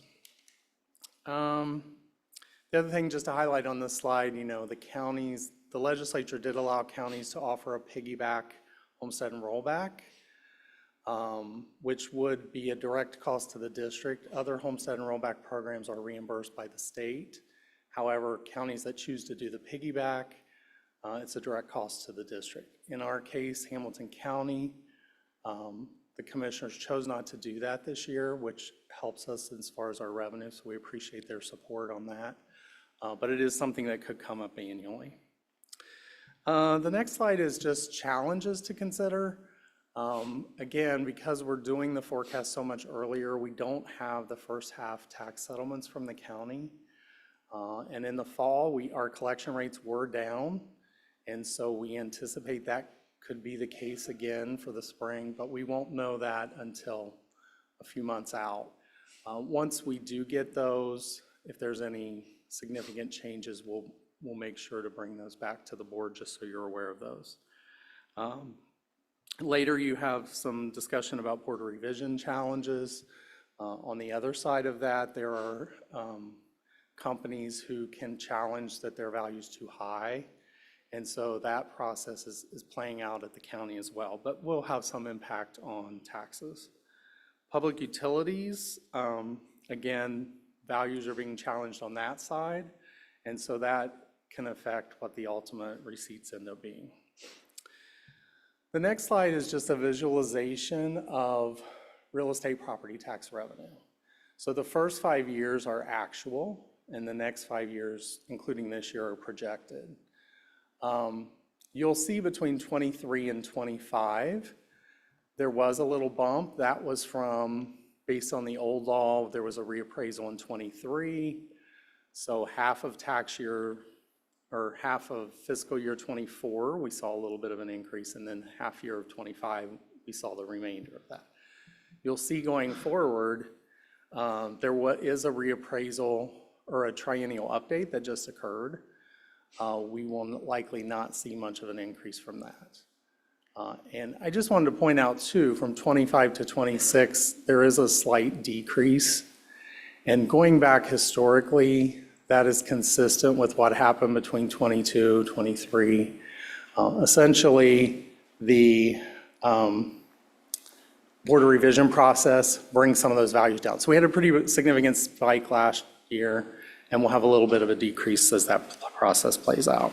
So if I can jump in here, this is kind of the impact of property tax reform. You can see it's harder to see in 21 to 23, but you see that bump between 21 and 22. And then, as Kevin said, the board of revision in 23, and then you see the bump in 24 and 25. But you can see from basically 26 on, our property tax revenues stay incredibly flat. And that is the impact of not being on the 20 mil floor. And another change that the Department of Taxation made is that the triennial update in Hamilton County is moving from 29 to 30. So it'll be tax year 30 collected later. So that's why there's really no bump from that, because we won't see that again till the end of this process. Next slide is just some other factors. Obviously, if you look at the October forecast, the November levy was pending and had not been approved, so it was categorized separately. Now that it was approved by the voters, which we appreciate, and extended for 10 years, it moves up to the top. And obviously, just to point out, that it's not additional money, but it continues the levy that was in place previously. Tax increment financing or TIF renewal of the agreement with the city, which again was appreciated as well. Going forward, we should see about $5 million annually. And then for this year, part of that agreement, they provided $5 million to cover what would have occurred this year. So that's built into the forecast as well. So we talked about taxes. Now I'll talk briefly about the Fair School Funding Plan and the effects that has. So due to the growing imbalances in the funding plan, and what I'll say by that is, so they did not increase the base costs. They left those at fiscal year 22, which obviously, as we all know, there's been inflationary factors since then. So the effect of keeping base costs lower results in the state having to provide less funding. However, property values, resident income, those things that make the district look wealthier or make us wealthier in the eyes of the funding formula, they did allow those to go. So the effect of that is to also reduce the amount of state funding that is provided. So what has happened, we currently are on a formula funding model, but we're moving to what's called a guarantee. So they created these guarantees based on 20 base cost or 20 base funding and 21 base funding. They have some different elements in them. And so basically, as the formula comes down, they will hold you to that guarantee amount, which is fortunate. My concern could be that if they choose not to maintain those guarantees, our state revenue would continue to go down. So while we would like to see it grow, I think the effects of all of this is to say we're really going to be flat unless there's some update to the base costs or some other changes to the Fair School Funding Plan. So if you look at the next slide, Rob, I mean, this is an important thing. We've been a formula district for quite some time. And now because of the way that the formula is out of balance, now we're going to start hitting the guarantees, which preserves our revenue. But I think the whole idea of the formula was to move districts to the formula. And so the idea when the formula worked is more and more districts moved off of the guarantees. And now I think you said, half the districts in the state are going to go back on the guarantees. So this is a broken fair school funding formula at this point and going forward. The other thing that Kevin alluded to is the last budget, the governor's version, which didn't get enacted, but there was a movement to start reducing those guarantees. to start taking off, I think, 10% in the first year and then kind of decrease those. So even though currently it shows our state revenue is kind of flat and preserved, that is a potential topic of legislation. And so the other thing you can see in 24 and 25, that was the phase-ins of the formula. So the formula was starting to do what it was intended to do. But then as we got to this last budget cycle, that's kind of when that went flat and will continue to go flat going forward. That 21, we had pass-through funding, so you can kind of ignore that. It looks rosier back then, but it really was just pass-through funding. So take that one out next time. Next slide is forecast summary. This is just the slide we usually include to show what the summary of the forecast, and based on the fact that we're maintaining, per the board's earlier commitment, to try to keep expenditures within the amount of revenues that are projected. All right, so the next slide kind of emphasizes what we talked about. So base cost per pupil, local versus state share. As you can see over the period of the forecast, that the local share continues to grow to about almost 80% of the funds that are used for education in Cincinnati Public Schools. Next slide is just a slide relating to enrollment projections that we're using. We're being conservative. We have seen slight decreases, and so we're modeling that out in our process. Okay, the next two slides are kind of a worst case scenario. These are scary looking slides, but basically the assumptions here, just to visualize, so you can visualize how this would happen. If revenue projections stay the same, we include the COLA costs, we include estimates for step increases. There's no efforts to cut expenditures or appropriations, and it allows for minimal growth. Unfortunately, and this includes encumbrances, but in we'll just say year 2029, we would be looking at a $58 million cash balance deficit. So not only a deficit spending situation, but a negative cash situation. So the next slide, again, kind of visualizes that ending cash being 84 million negative, and then also you would still have encumbrances at that point. So again, this is not where we are, but just to kind of give you that visualization. The next slide is projected revenue analysis. Again, 57% of our revenue is directly tax related, and also within the yellow category, there's money related to TIF, CRA, so that's also property tax derived from property values. So just to kind of visualize that. The next slide kind of shows that 10-year progression. Again, in 24, we had tax anticipation notes of 75 million. So again, you can see that the slope is still very flat. Next slide, projected expenditures. 76% of our expenditures are salaries and benefits. Purchase services are all of those contracts that go through the treasurer's report, as well as other items. And then materials and supplies are the biggest part of the next category. Next slide shows an expenditure overview. Again, 24 had the repayment of the tax anticipation notes. Again, we're modeling fairly flat throughout the remainder of the forecast period. Next slide is the summary. That again shows that if we were to be able to hold on to the cash that we have at the end of this year, where we would be at the end of 2030. Next slide is estimate for calendar days cash on hand. Again, this is just an estimate. It would take a lot of movement in cash to really increase that, but 33 days at any given time is a very minimal number of days. So it just demonstrates the need for additional cash, I will say.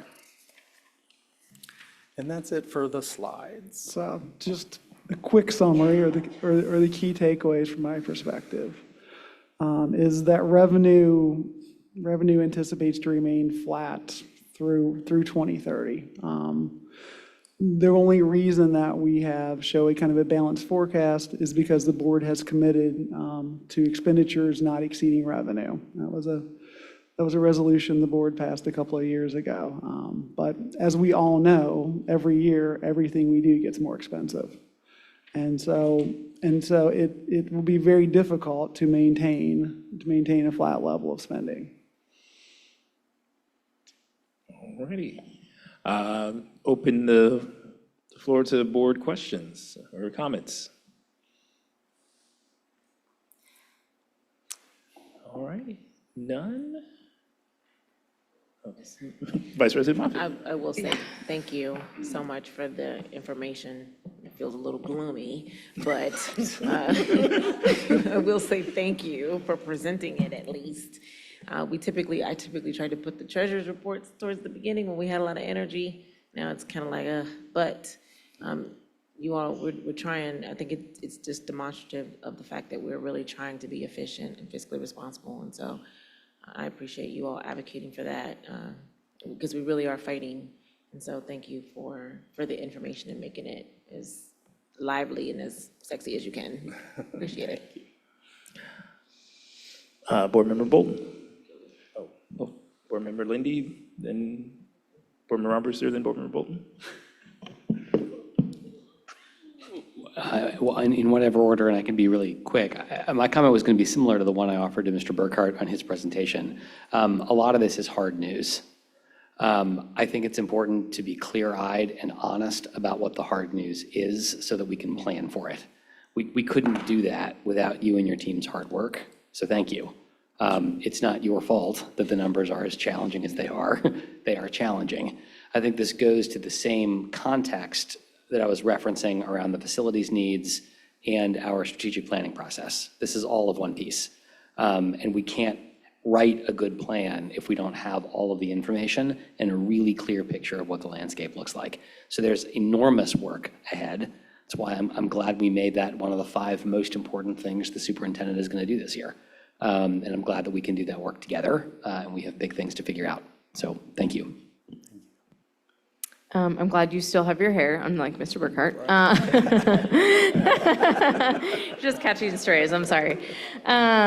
No, again, just trying to bring some joy to this meeting that has been utterly devastating in so many ways. I think this information is incredibly important, not just for the board and the superintendent, but for the public to see. I talked about and continue to say, we cannot stop this from happening as a board, right? We, as individual voters, we can make choices. We cannot stop what the state is doing by making a policy, right? So as the board, this is information we need to have because it's going to impact our decision-making. But we just need to say, okay, and now we need to find a way to work around it. Right, so I want the public to hear, we see it. We would love for you to help us take action independently by using your voice to advocate for our students and to change the state and their policies. But as far as this board goes, I encourage all of us to take this as like, okay, that's how they're gonna act. We're gonna go ahead and move forward in whatever way we can to support our students and not let this stand in our way. Board Member Bolton. Thank you very much, and appreciate the work, of course. Just several questions for either the treasurer or for you, Mr. Ashley. In the near future, very near future, we will not have enough money to continue. If we do not make the necessary reductions to expenditure, yes. Okay, so if we don't make reductions, in the very near future, we will not have enough money. That is true. And so this year, at the end of this year, we will have spent about what? money? How many dollars at the end of this year, fiscal year? Little over 632 million. And next year, we're planning on spending, according to the 3-year forecast, about what? 627.9. Okay, so we're planning right now to spend less money this coming year than we spent this year. Yes. And that does not include, or it doesn't include anything new that we have added that wasn't here this year. That is correct. This is simply the amount of resources available. As I think Member Armbruster said, this is not a by choice. Exactly. This is by design, by people not on this stage. But these are the resources we have to work with. Right. And so in the near future, we have to have more money coming, it would seem, either from the state, the feds, or our own property tax people. Yes. And that would entail us having to, and this is the benefit of the public, ask for more money from our citizens, our voters, or taxpayers. Yes. I mean, I think we've said multiple times that we have a need for new operational money. I do not believe that is forthcoming from the state. Based on the current funding formula. Federal funds are, while we do anticipate receiving the same amount for next year, they are incredibly restrictive in their purpose. And so really the options for new operational money is really about getting new revenue from our local sources. And I think we all do, but I certainly have great confidence in the 3-year forecast that Kevin puts together and you all work on. And we know we've got a great date coming up in 30, 31, or whatever that is, about the FMP. But right now, as things stand, we don't really have enough operational money to even get to 30. It would be very difficult. I think a level of choices that would dramatically change the way the district looks. Okay, and then if I could then kind of conclude on that, the need for new money, according to what Mr. Burkhart mentioned also, is we have need for capital money, things that we have to do for our facilities, not just have for operations. Certainly. So we can't ask for new money, and President Craig pointed that out to me the other day in a memo, that we can't ask for money as early as this spring, but we could ask and may need new money and ask for it as early as this coming fall, November of 26 or spring of 27. Yes, we have passed the filing deadline for the May election. Obviously, the November election is still available, as well as both elections in 27. And the delay of asking and when you start to receive, either at the half year or the full year, is what kind of a delay? If we are so fortunate as to have the taxpayers say, yes, it's okay, we understand it. Yes, the best case scenario for any election in a year is that it would start with the next tax collections the following year. And that is dependent on how the ballot question is written as well. Exactly, okay, and then the final piece then, if we were to ask for new money of our voters, how long has it been since we've had new money? The last new money was in 2016, so we are at 10 years. Okay, and if we ask for new money in November, we would have to make that vote of this board by what date? I believe it's August 4th. It's first week in August, I think, but I believe it's August 4th. Okay, and of course, to run that kind of campaign, you wouldn't want to wait till August 4th. I would not recommend it, no. I would also say there's 2 votes. The board has to vote twice. Twice, Yes, okay. and you have to send kind of your first vote to the county auditor so that they can certify the millage. So that calendar of when we have to do this is coming close. And whatever we do with this current budget for 27 is going to rudely, greatly impact on whatever it is we decide to do, asking for new money or trying to hold out for not new money for later times. Yes, you're not allowed to forecast based on Right. the potential of a new levy. And so generally, you build your forecast, you build your budget on what's currently available. And if you start to show as treasurer, as a team or whatever, that we are approaching deficit, what then happens with the state? Yes, so on the slide Mr. Ashley showed where the years the state looks, the first thing that you get is the letter, and you have to present a plan for how you will address the deficits. Again, you're not allowed to use future levies as a way, so you have to show cuts. I'm fairly close, with the treasurer of Toledo. Toledo just went through this exercise. It is quite onerous. You have to go in and explain any variance of over $100,000, which for an organization that has a $630 million budget can be quite extensive. And then the state's going to review that plan. They're going to make sure you follow through that plan. You kind of get into a larger series of monitoring. I appreciate it, and I feel that you all are getting us prepared for what we probably need to be talking about, and the budget process really begins greatly tonight. Thank you.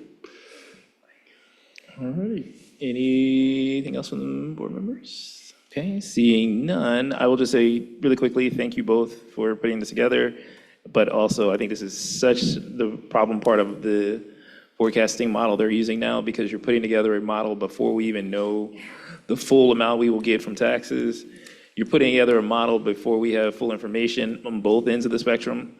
And so I think this is just, again, another way to make districts operate in or at least public districts operate in a fashion that does not make sense. But we'll keep pushing along and pushing through it. So I appreciate both of your hard work. And I'm sure we will have a more lively discussion also next week when we have more budget talk. So Thank you. Thanks, Kevin. Thank you.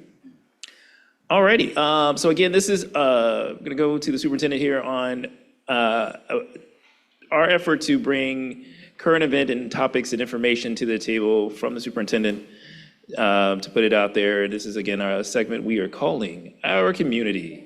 So I will pass the torch over to Superintendent. Absolutely. So in today's segment of Our Community, we thought we'd talk about enrollment. The reason for that is a few different things. We're at the last leg of our school selection process, so to speak, because we are in our open enrollment season, which open enrollment means that if you are a family outside of our school district, this would be the time for you to apply where there may be space available. In the past, we've not had open enrollment until about the month of May. So we're really proud of the team for being able to get ahead and in front of this. We also wanted to bring this out right now because we've recently had some discussions about our kindergarten enrollment piece. The board was very supportive on the proposal that was brought by administration, and we're grateful for that. And so there may have been still some questions lingering about that kindergarten enrollment piece. But because of that, we held back the letters that we would have sent. And so families are wondering what is happening. And so just a reminder to everyone broadly, we did have our school selection process earlier this year, starting in October. We ran that through November. And then it was during the winter break where we learned that the legislation said we're making a change to kindergarten enrollment. And so again, we are at the open enrollment season for anyone outside of our school district. And just a reminder to families that Walnut, SCPA, and Spencer have a little bit different of a process, but families can either go online and register on their own by going into Focus, utilizing a student ID or applying for a student ID if you are new coming into the school district, and linking that ID to a Focus account that we will have you get started. We are going to have summer enrollment dates out in the community if people find themselves interested just even a little bit later on. That generally happens every year. Jeremy is here too if there are any technical questions about the platform or yes. Come on down, Jeremy, We always just in love when case. Jeremy comes down to the front here. All right, as Jeremy makes his way down, I see Board Member Armbruster. Yes, I have so many questions. I'm so sorry. I know it's already been a long meeting.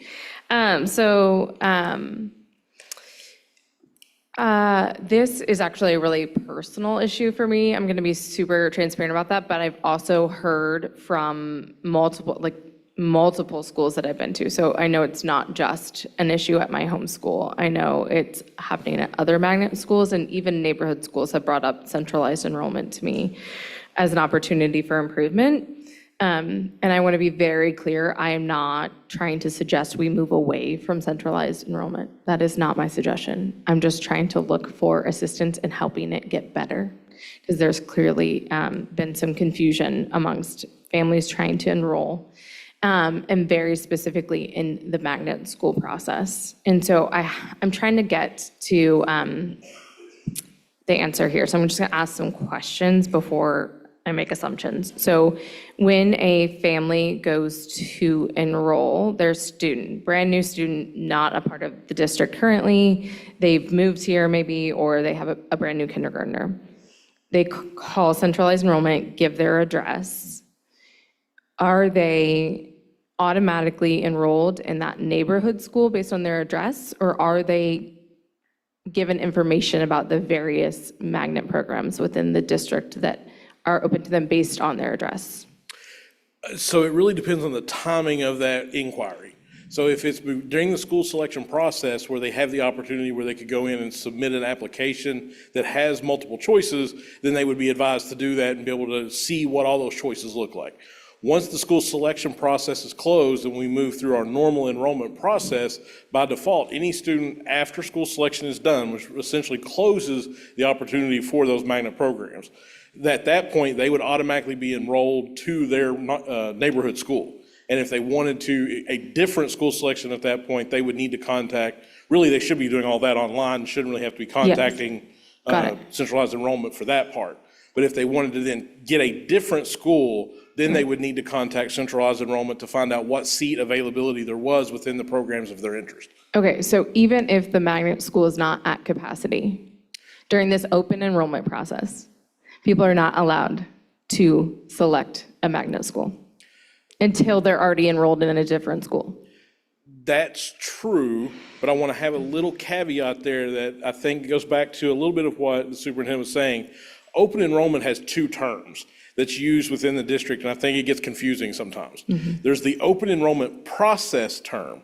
Open enrollment as a process is specifically for students outside of the district to basically submit an application to get a seat in the district. That does not mean that enrollment is open for anyone to submit an application for any enrollment across the district. Right. If you are an in-district student, meaning within the district but not currently a CPS, you would not be able to apply during open enrollment process. You would have to wait till we hit the actual part of when all of the school selection, open enrollment, and everything else is closed essentially when we open up the new enrollment for next year. Which still doesn't happen for quite some time. So, thank you. That's very helpful. A couple of things. One, during the school selection process, how are we matching families to their top choice? So that's done through a lottery process. We call it the school selection, but essentially when a family submits their application, they get to their top three choices, ranked in order of 1, 2, and 3. Yes. And then it's a random lottery draw based on all of the students that we have that are assigned a number, and then it's just a straight lottery in terms of who gets the first seats, et cetera. So if during that process, a family did not get their top choice, and now that school has open spots, what are they supposed to do? And why didn't they get that to begin with if that school has open spots? So there is some confusion around the capacity of the school and the open seats. So the capacity is submitted by the school directly. So if they say that we have, 30 kindergarten slots, then the lottery will fill 30 kindergarten slots. Oftentimes, after all of the school selection is done, there are students who they contact the school and say, we're not going to take our seat, we're going to go to somewhere else. So the school will necessarily know that those seats are opening sometimes before the system will. Because we haven't received any response from the student saying we're not taking the seat. Okay. There's also the additional step that beyond just getting your first, second, or third selection as your award, any selection that you made higher than the one that you get. So if you don't receive your first selection seat, you don't receive your second selection seat, and you get the third, then you go automatically into the wait list for the second and first choices. Got it. So then that wait list is built to where if a student then doesn't take the seat, you move into your next higher selection. Okay. And again, all of that is done based on the ordering of the lottery. And all of this information should be available for the family in Focus. Is that correct? All of the process information is. I don't believe there's quite that detailed of a No, I breakdown mean, in like, terms of the award. I mean, order. sorry, going back to like school selection process. So once you are slotted into a school, you should be able to see that information if you're already enrolled in Focus, correct? Once that information is released. Correct. We don't Yes. release that information until the letters officially Okay. go out, et cetera. But Because yes, once it is, I you know should see families it are there. very confused at the 7th grade process because they are not able to see the school that they have selected and been awarded in Focus. So that's something maybe I will have them directly go to you, or not you, customer care about. Is that correct? Yeah, absolutely. That's Okay. not something that I've heard directly. So if there's Yes. a report of that, we would absolutely want to look into it. Okay. And then I think where the biggest issue is coming from is that when the lottery process, the school selection process is closed,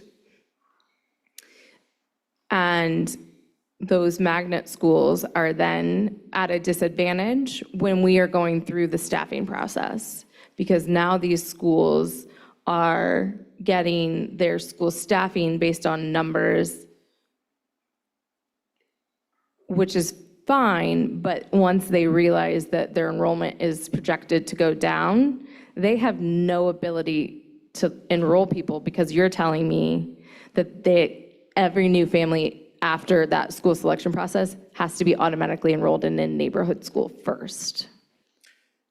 Yes, and then they would have the option to Correct. contact transfer. But do you that- understand as a family how that can be convoluted and confusing Potentially, yes. and put magnet schools at a disadvantage? That I'm not sure I can entirely understand, because staffing is not based on seat availability or award through the school But selection projected enrollment. process. Correct. Projected Correct. enrollment is what bases the staffing on. Yes. So after school selection, you have a projected enrollment, correct? Based on that seat selection? Projected enrollment actually comes before the school selection process. We do the initial one Okay. for staffing in the October ADM snapshot window, Okay. which is the state reported mid-October Okay. that everybody has to do. That is our first projection, Right. which is based off of that snapshot, year-over-year training, Yeah. et cetera, birth rate and all that. I'm asking all these just because I'm trying to get to the bottom of, like, we have families, we're trying to actively get enrollment up because I've been to multiple magnet schools now that are losing classrooms, which is valid, right? School enrollment is down, you should close classrooms. I'm not saying that shouldn't happen.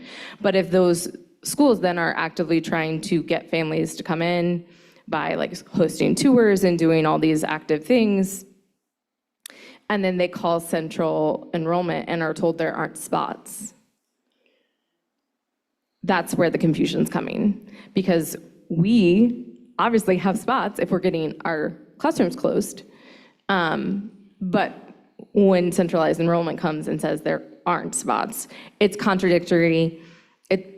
Having to enroll in a different school to transfer to a new school, it's just not an inviting environment for new families to come into CPS. And these magnet programs are some of our most successful programs, and I think it does not give a good first impression, to be totally honest. I think, Board Member Armbruster, it's partly is the system. And it's one of the things that board members have said for quite some time. We have to start with the recruitment, and the recruitment has to start earlier. That helps us to be able to make the best projections possible. Some might say that our magnet schools are in a more stable situation in terms of their staffing because they know what their staffing is going to be. The neighborhood schools, however, aren't as stable because they're constantly getting kids enrolling. Fair, Yes, ma'am. absolutely fair. So I think this conversation is systematic and starts with the recruiting and making sure we have a clearer and a best picture of how many students we're going to have from the onset. So students, yeah. Makes total sense. And I hear you on the automatic enrollment being very open. I would argue that that happens in magnet schools too because of the shifting of seats, right? So like everyone's enrollment is shifting constantly. I just feel very strongly that I want the district to be placed in the best light possible. And when I have Facebook comment after Facebook comment being sent to me about how confusing the enrollment process is, that tells me that we have opportunity to improve the enrollment process. And again, I'm not asking you to switch it back to school-based, that was chaos too. I'm not saying that's perfect. I'm just saying we should be looking at what calls are coming in, what's the contradictory information going out, and work to make sure that next year these problems are a little bit smoother so that our families feel like they have choice. That's the whole district, that's the point, right? That is the choice. And they have that information up front and they have the ability to enroll their student in the school they feel is best for them. Other board members? I saw Board Member Mapp and then Board Member Bolton. Just a quick question as we're talking about enrollment, and it does pertain to the Montessori enrollment as well as policy. It doesn't have to be a long discussion, but just a question around for our students that have gone through the pre-K through sixth grade experience with our 2 corridors for Montessori high schools, right? The selection process. Can you speak to how we have a policy that is stating we have high schools of choice, right? But the process in which we have in place around our Montessori high schools but it is pretty much conflicting with that. And so I'm bringing this question up because I know that there's questions around like equity in terms of, yes, we created, or I guess it was created, it was prior to my time, the conversation around if you live on the east side, you would go to Clark Montessori. If you live on the west side, you would go to Gamble Montessori High School. And I think from the initial lens of it, it was to kind of address like an equity, right, focus. But I think it's now creating an additional equity concern because there are families that are on the west side that do not believe that Gamble is a viable option at its current state and are interested in being able to go to Clark Montessori. So I'm just trying to get an understanding of how we navigate that, especially given the fact that there is the school of choice high school option policy. Yes, ma'am. Appreciate that question. This has been a long-term concern. And so, yes, this is about the number of seats that are available regardless of where you live. So we also tried to address this with Clark last year by making some adjustments with our facilities, but I believe the board felt like not right now. So yes, there have been people on the west side, address on the west side, who have been interested in Clark, but because of their capacity, we're not able to honor that. I think one of the pieces that happened at Gamble Montessori a few years ago is there was a decision made that Dater Montessori would only accept X number of students because of shifting to the International Baccalaureate program. That shifted students that would have ordinarily gone to Dater to Gamble Montessori High School with no Montessori experience. I believe that we're getting to the place where the incoming students are students who have Montessori experience at those West Side schools. And so there would be a more robust Montessori, pure Montessori program with young people with that kind of experience. It's frustrating. I do have an idea that could happen for Clark, but I think it's not right now. Okay. In order to create more seats. Definitely would be interested in hearing that. If it's at a later time, that's fine. But also, I'm just wondering, I don't recall it being reflected in policy, and maybe maybe it is, and maybe you all can direct me to that. I can go back and look at it. But is it a procedural thing that we have in place to say, if you're on the east side, you go to Clark. If you're on the west side, you go to Gamble. It's procedural. Yes, ma'am. I don't think it's in That's what I policy. I do think it's procedural along with the rolling up of those sixth graders to those seventh grade schools. Okay, so I guess my thought is around if the policy committee would be willing to maybe explore this in policy around, how we continue to maybe lean into finding an equitable solution to this concern. And maybe that could be a platform where you maybe share, Superintendent Murphy, some of the things that you're kind of thinking about. Thank you. All right. Board Member Bolton, and then Board Member Lundy. Yes, thank you. Couple things. Anything that takes that long to explain probably is a problem. And I understand why it takes that long, and I understand procedurally and in fairness and in the name of everybody having an opportunity, you need a serious process, but it is confusing. People don't understand the pathway of choices that they have for their kids K-12, and I think that's some area where we could continue to improve, and I know it has improved. First, after that, the high schools of choice, with the exception of those that are exclusive based upon testing or tryouts or whatever, all of our other high schools are high schools of choice, but they are not magnets. That's correct. So any high school that tells you they don't have space is telling you a falsehood. You have space, and you will accept the people that want to go to that high school. And that's a real problem. And it's less of a problem now than it was 5 years or 6 years ago, where people would actually look at records before they'd even let the kids in. Another concern I have is, I know just recently some of the Walnut Hills testing was done and families were notified.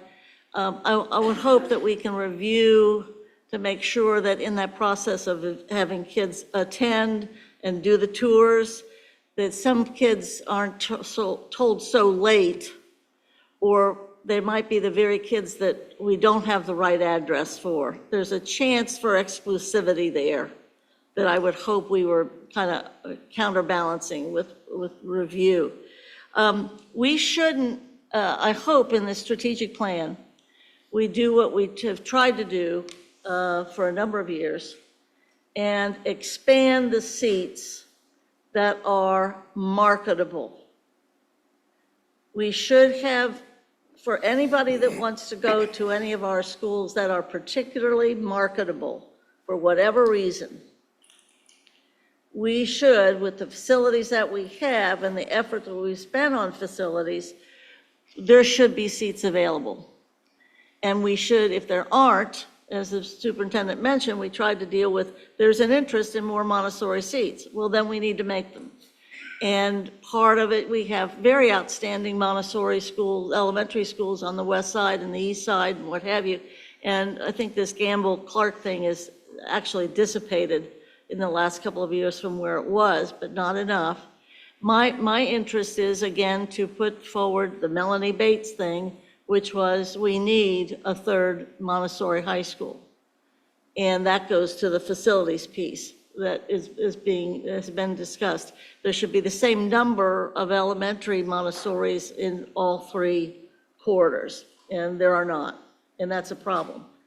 On enrollment,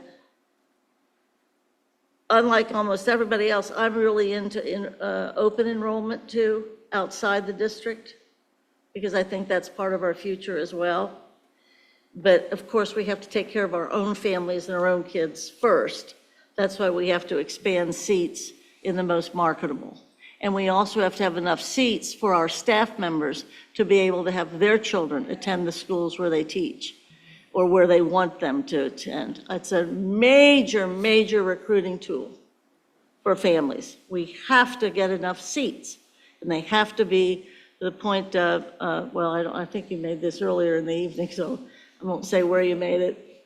We have to have these seats where we need to have them, and for whomever is interested in being at CPS, because all around us, districts are shrinking, and we will have to be big dog. Board Member Lindy, and then Board Member Crossett, and Vice President Moffitt. No, I was just going to say that happy to take the policy, whatever is most helpful for any board member. I would use this as a chance to plug an email that Phyllis sent this week, which was for any topics that board members would like policy to consider, please send to Phyllis. She's going to compile a list for us, and we're going to work through our first plan, and then in 6 months, we're going to do it again. Always happy to take anything that would be helpful. Thank you. Board Member Crossett, then Vice President Moffitt. Thank you. I'm really happy to be on Finance Committee right now. Jeremy, thank you. You have a very complex problem, and your work in this area is much appreciated. Thank you, thank you, thank you. I think I heard a suggestion, or I mentioned there was a suggestion about there was Facebook comments. I think all of us, if we get Facebook comments, let's forward those in, because those are going to give Jeremy the insights he needs to bring about clarity. So forward those on for what it's worth, if that's helpful. Also, I want to reiterate what Board Member Bolton said about where she said marketable. I would say be sure we collect the data on the schools that have more applications than have seats. It's just another way of saying that, I think, and perhaps a better way, but I'm teasing you. But, something about that, because as we do the strategic plan, I think it's going to be really important to understand where we have opportunities. And then the last thing around that, you've got this really cool thing, you're doing these maps. And I think that the maps not only have to reflect the difference between where our schools are and where our students are, but also 3 and 4 and 5 years out. We've got to take at least a chance to look at the demographic of where student populations might be growing, perhaps OTR or the West End, wherever the new construction is, or even Evanston has so much new construction. It's pretty amazing. So not just a static view, but maybe a little bit of a projected view if possible. So they're just suggestions. Thank you. Vice President Moffitt. So a lot of what I kind of wrote down has already been shared, but I do want to say thank you, because I think you are the face, unfortunately. But this really is directed to the administration, to the superintendent. So thank you for being that shield. I really do appreciate it. I won't repeat or try hard not to repeat. I just want to reemphasize, I am a Montessori fan. My kids went there and my grandkids are currently in the program, but I do feel like Board Member Bolton, the fact that you had to explain it for 3 minutes means that there needs to be significant engagement and further clarity to families, because that's not realistic for you to have to do that. Nor is it realistic for us as board members to hear from the community that it's not clear. And then we have to wait till a board meeting or we have to send an email. I'm going to once again invite the administration to continue to make the process a little bit more easier for the community, because it's really ridiculous that there is that much confusion, even amongst our own, for a process that is about enrollment. We find ourselves in a position where we need to grow. We should not make it more cumbersome for people. We should make it far more easy for them to get on a list and understand where they are. And unfortunately, that's been a concern for many, many years. I do think when we talked about the ad hoc many years ago, which seems like a memory now, but we talked about pathways and choices for families. We talked about schools of choice, neighborhood schools. We talked about all that stuff. And we packaged this under the guise of a growth plan, but I don't know, in looking at enrollment data, if we're truly growing. And so that is a concern for me. I'm looking at you, Jeremy, but I'm really directing this to the administration. So I feel bad because I'm looking at you with this disdain. But I really mean what I'm saying in that throughout all of this process, this is not growing. And so at the rate that I had anticipated it would. So let me just say that is me. Employees should be able to get their choices. To Board Member Bolton's point, it's ridiculous that they don't. We need to encourage and incentivize our staff to send their kids here where they actually work. And I have fielded way too many emails by staff that have been like, can you just help me? I need to get, I will pick them up. We're not even asking for transportation. I've sent them to the administration, and the answer is, well, we can't let them in here because it's too difficult. It is too difficult. And I'm not saying we should make a concession for everyone, but if I teach in a building, I'd like my kids there. What's the incentive to keep me recruiting? And that's not for me to figure it out, but I'm telling you, you need to figure it out. I know for a fact, we're not gonna sit here and to Board Member Lindy's point, let's have transparent conversations. High schools are turning away kids. Flat out. They are. It's ridiculous. Again, we have fielded many, many emails from people that said, hey, I wanna go to Aiken, hey, I wanna go to, and they can't get in. Needs to be fixed. One complaint should not have 15 behind it because it never got fixed. So it's something that you guys need to look at. Because I don't want to hear it doesn't happen. It happens.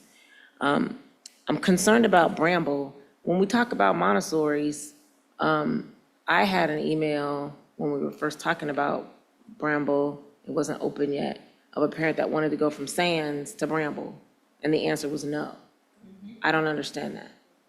I do not understand that. So I want to understand why within our own system, we're turning away people that want the system. They want Montessori and they can't transfer. These are things that it sounds great for us to get up and give a report on numbers, but it's turning people away. If people they take the path of the least resistance. If I got to call 5 times to not get an answer, I'm just not going to do it. And so to my last point, perhaps you need to survey or some kind of way engage the people that use the system, because they're telling us that it's not working. And I'm, quite frankly, getting tired of relaying a message with the same end of, well, this is how it's supposed to be, and it's not working that way. So I'm gonna invite one more time, hope these notes are being taken by somebody, that this is problematic. You have a whole entire database of people that have requested to enroll in certain schools. Ask them how the process is.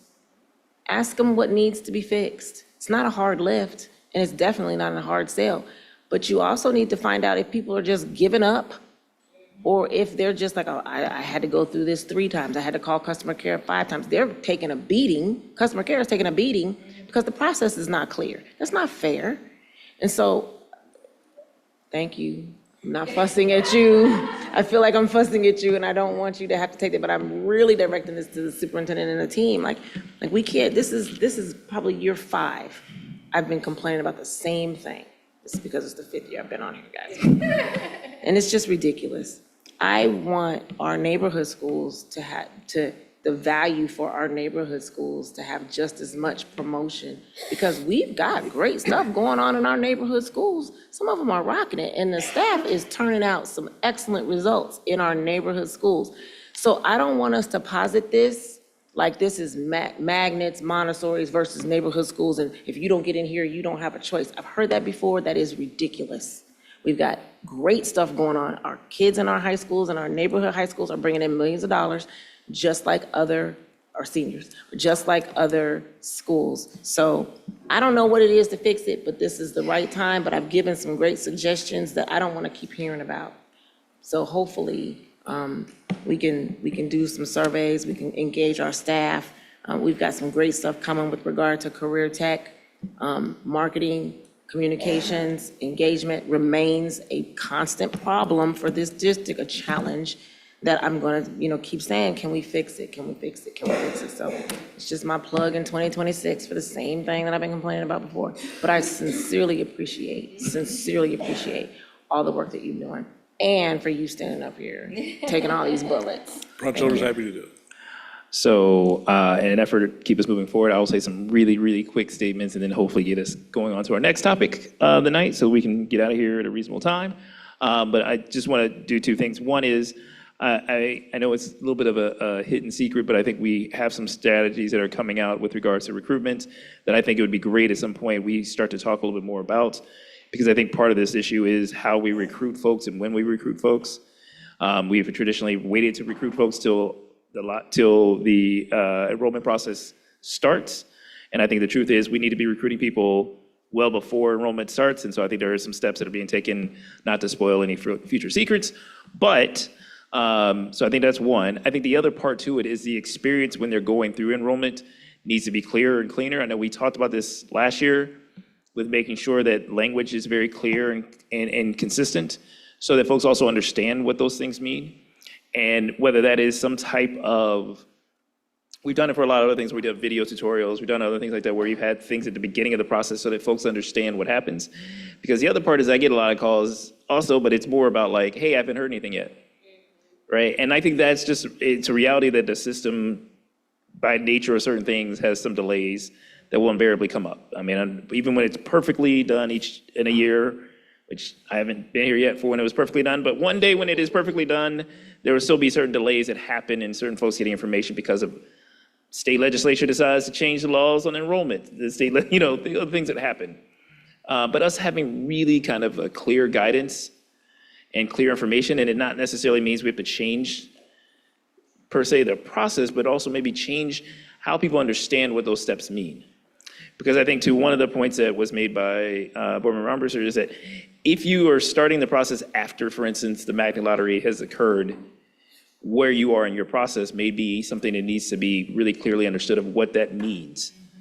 But maybe that's the fact if we tell people in August and September, here's when that process will start, here's what you need to do, here's what you need to be ahead of, and then we are recruiting them all the way up until the start of that process, they may get into this process earlier and be clear about that. So I do think it's both a function of the recruitment strategy side, and then also once you're in the enrollment process side, how do we make that part smoother?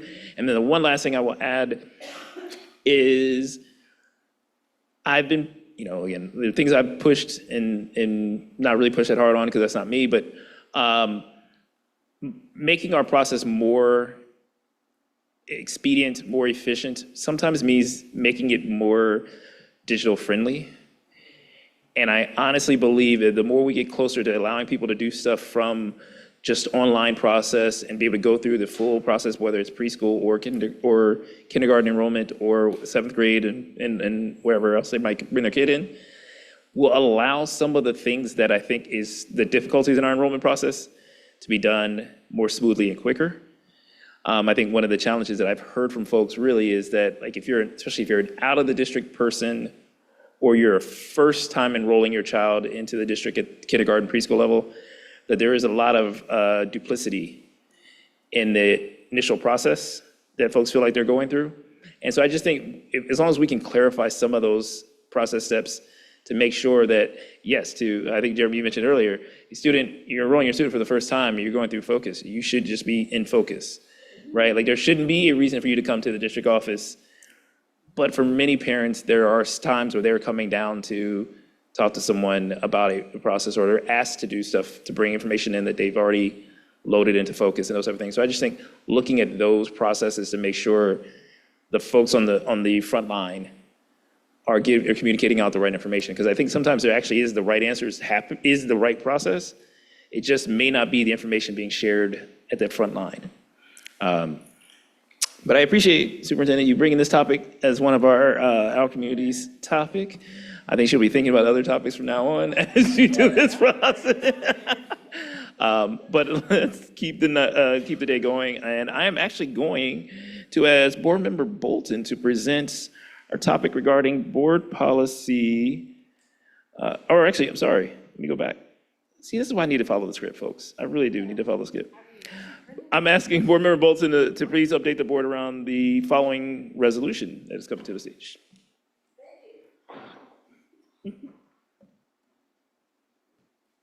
That'd be great.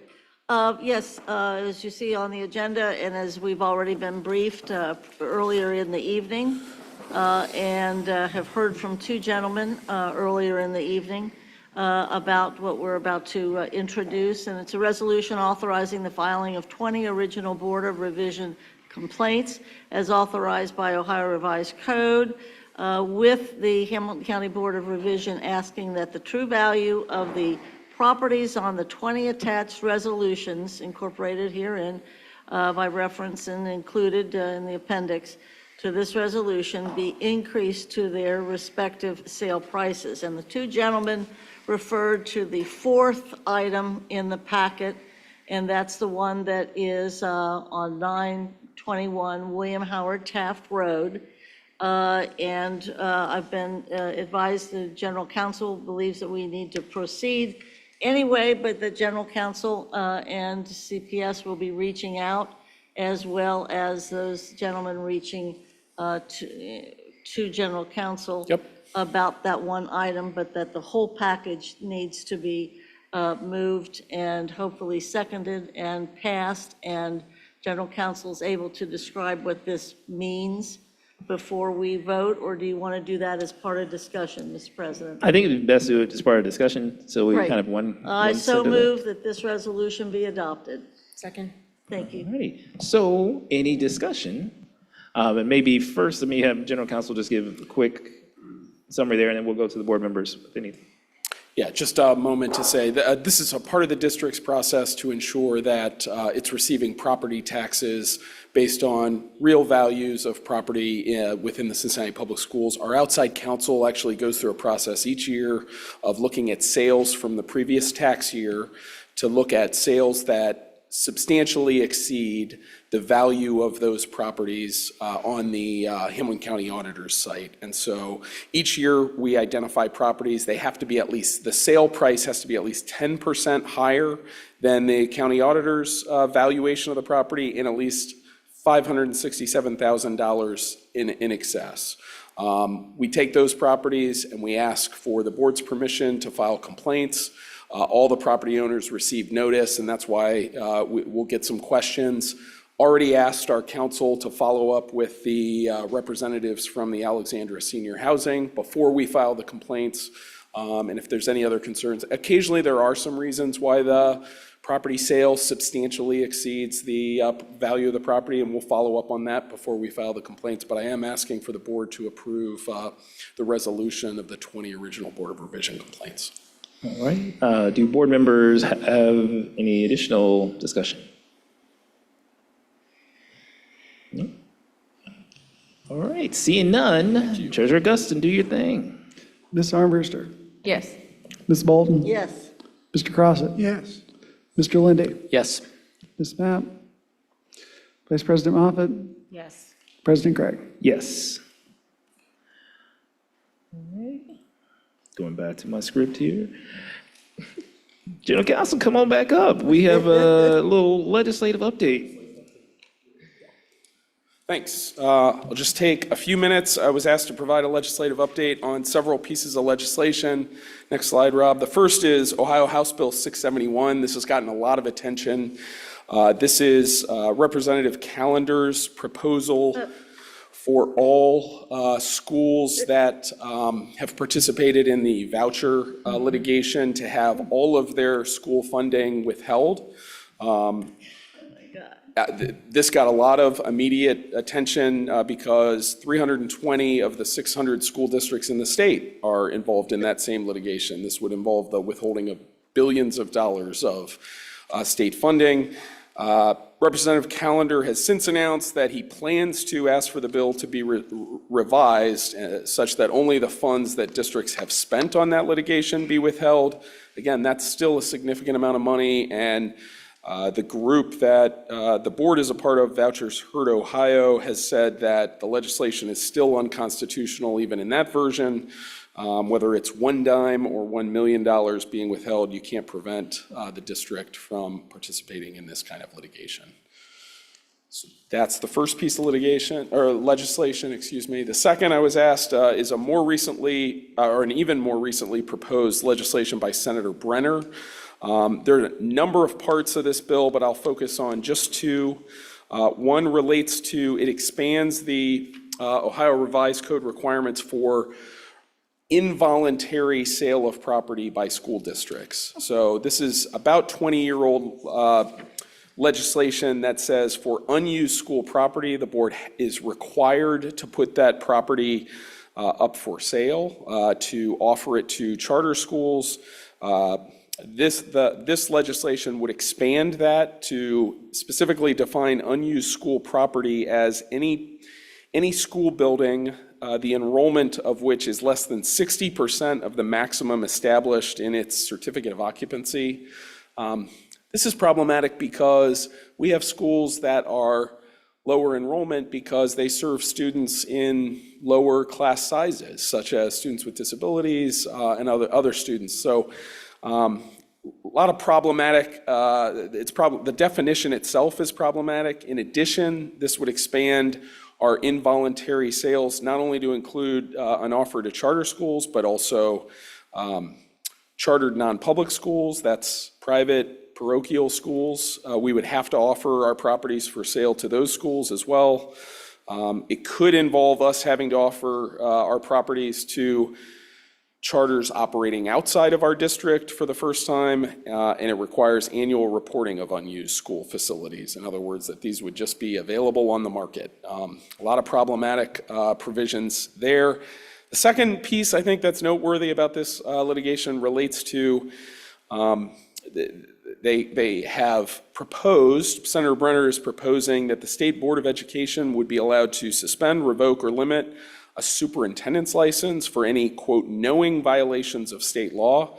Would also say that the board itself and board members would lose their statutory immunity in cases of knowing violations of state law.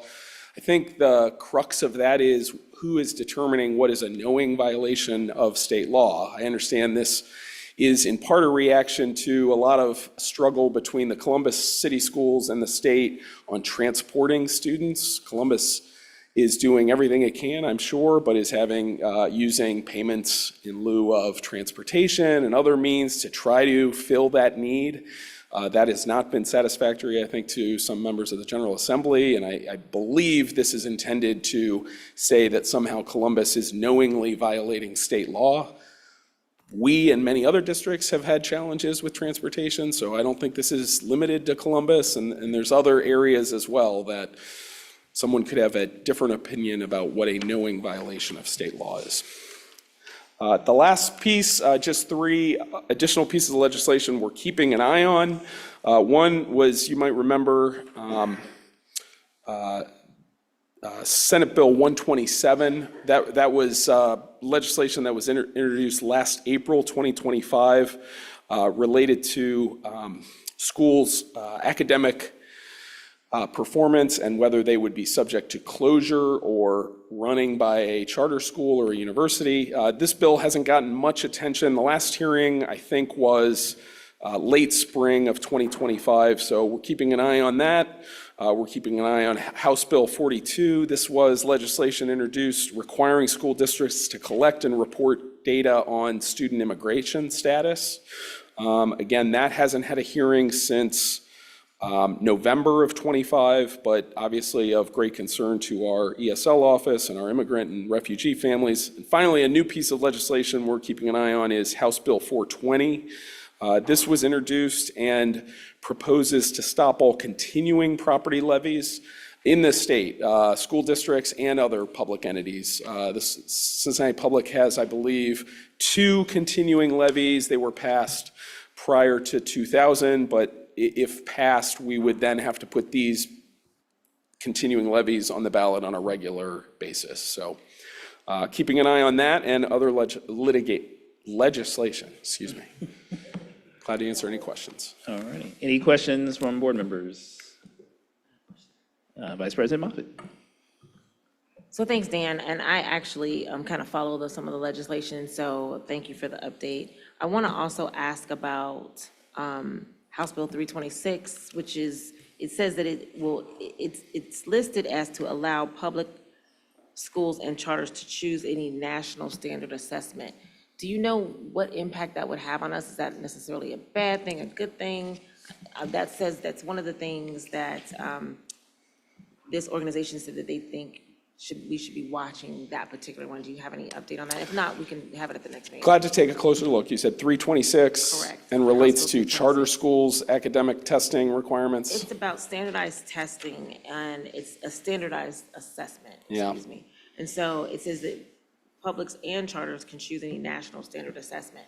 I'm just curious because they said that it's one to watch, but I know that there can not be any, there was always underlying intentions for us. So I'm wondering what would those potential underlying intentions be? Glad to review. I'd want to check with our curriculum department too to see what they would have to say and report back. Also, Senate Bill 113 and 155, and some of these could be stuck in the same bills that you've mentioned. It's the diversity ban bill, the K-12 diversity ban bill. Wondering, has there been any movement on that one? Again, that was a last year one, but these are just take the list down and you can kind of. If you want to send it to me, I'm glad. A lot of the legislation that was introduced for the first time in January, February, March of 2025 is resurfacing in other bills now. That's certainly the case with pretty much everything in Senate Bill 311. Which is almost, it's a lot of the pieces of the annual budget appropriations bill that weren't passed or were vetoed by the governor are now being brought back up. Yeah, and I guess the overarching point is that this stuff kind of changes all the time, and they kind of absorb little things and then put them in other bills. And so is there a way, do we happen to have any instructions anywhere on our site or any directives that we can send people to that are offering to help us kind of advocate for this? The two groups I think we rely on the most right now are OSBA, which tracks legislation, and then the Urban Aid, I think, government relations, they have a pretty good function. So those are the two groups that we probably follow the most. So I'm saying, thank you, are we able to send this information to people to help us advocate? Do we have something? Because they're not connected to the Urban Aid, so they would not know what we're talking about. But because these do adversely impact our district, do we have a vehicle in place so that people can, or can we direct them somewhere so that they can advocate on our behalf? Glad to follow up with our communications as far as our website. For the voucher legislation, I'd point them to the Vouchers for Ohio website. And then, again, I do think OSBA, there's pretty up-to-date information on legislation that affects school And districts. OSBA is? The Ohio School Boards Association. Okay, so they can go there and listen and advocate for us too. So, okay, and then I'll send you a list of ones that I'm That's still great. watching. Thank you. That I think we need to be made aware of regularly. Thank you. Appreciate it. All righty. So Dan, you can probably stand there because the next couple also probably will involve you in some way. Yeah. The next one on our board matters, inquiries, updates, assignments that were sent in, Board Member Bolton with regards to Board Policy 5421. Yes, thank you. Once the board votes and makes something happen, it's happened. And not rethinking or second guessing or stating any criticism of it. But I am interested, and this is the one that pertains to the grading on the report card. I am interested, as this title indicates, as to how it's going to be implemented. And that I think we can ask administration. And if I read the policy correctly, it does suggest that sometime yet in this school year, at least once, this kind of come to be. And after this year, as I understand it, at least twice a year, it would be done over the academic year. I'm concerned from an implementation, totally from a communication standpoint. I don't know if this is the best way to trying to get it done yet this year, at least once, is the best way to introduce this to our families. I know there's been some engagement, people have testified and talked about it, but what we're really talking about is does the policy call for a full district distribution at least once this year? Or is it somewhere? I mean, could it be not everyone, but some? Or would we be doing this the fourth quarter and then send people out into the summer? I'm just concerned about the timing of the implementation, not whether or not we do it. I'm not arguing that passed 6 to 1. But I am concerned about the implementation that is demanded as part of this policy. And so that's what I would like to talk about Send it tonight. over to the chair of Policy Committee, Board Member Lindy. Sure, thank you. I think we've had some robust and good conversations about this, not just this year, but even last calendar year.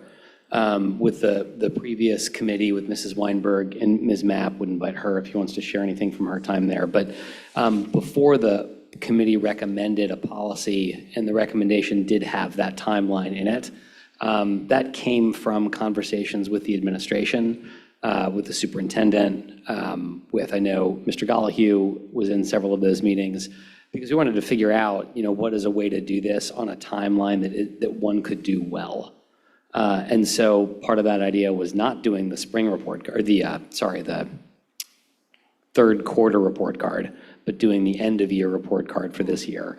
I think that even with that, I want to credit the superintendent with pulling together, I think, a good, diverse, representative committee of people to figure out all the details. And I would you probably have more that you could share on that front. You were updating us on this at the last meeting. Yes, sir. What I shared last policy committee meeting is we'd be prepared to move forward with fourth quarter beginning this, and that the deputy was gathering a group of stakeholders to be able to work through what this needs to look like, sound like, feel like, based on the direction from the board.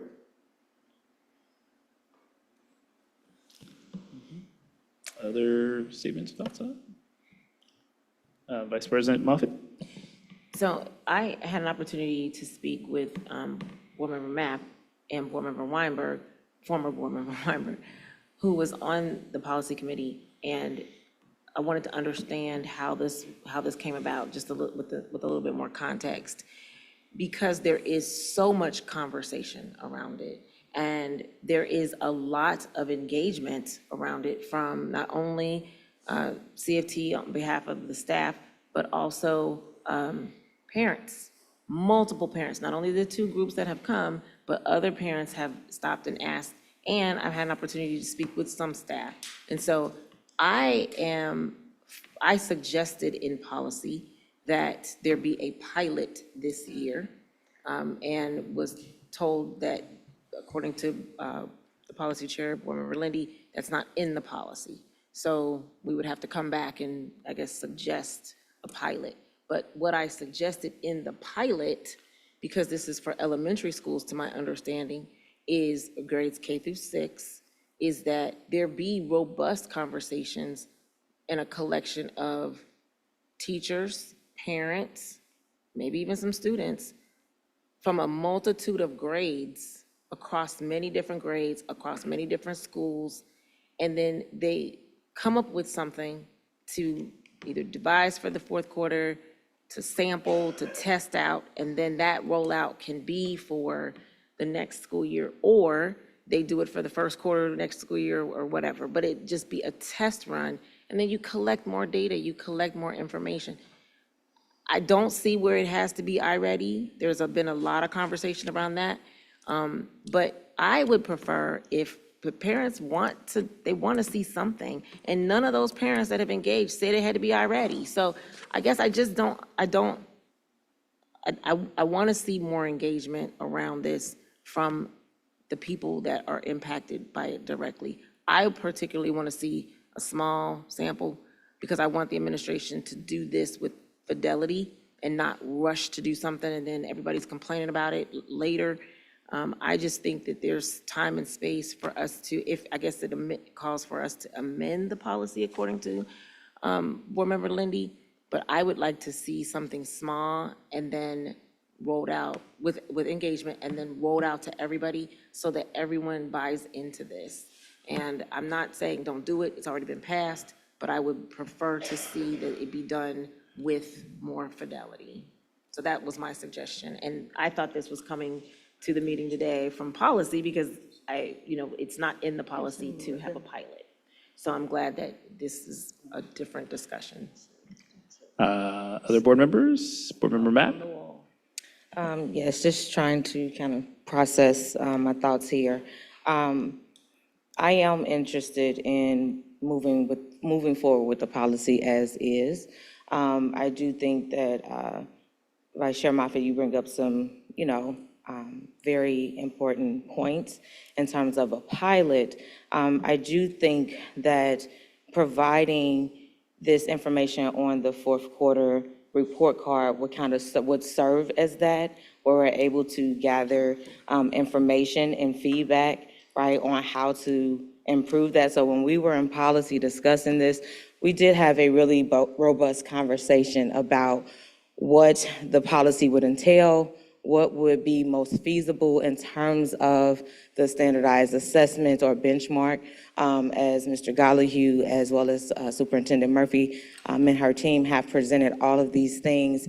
But I do think that there's a level of urgency around providing this information, and the summer could ultimately be a great time to gather some additional data, right? So once we roll it out, we are able to take that time to maybe synthesize the information a little bit more so that in the upcoming year, if there needs to be adjustments or tweaks made, we are able to do that as well.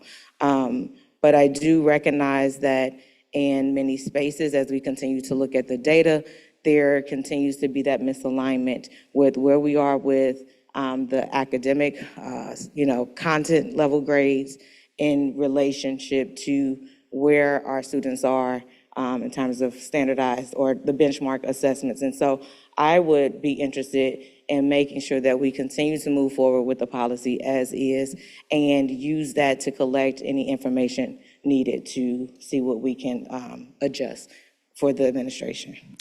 Any other board members' comments to this?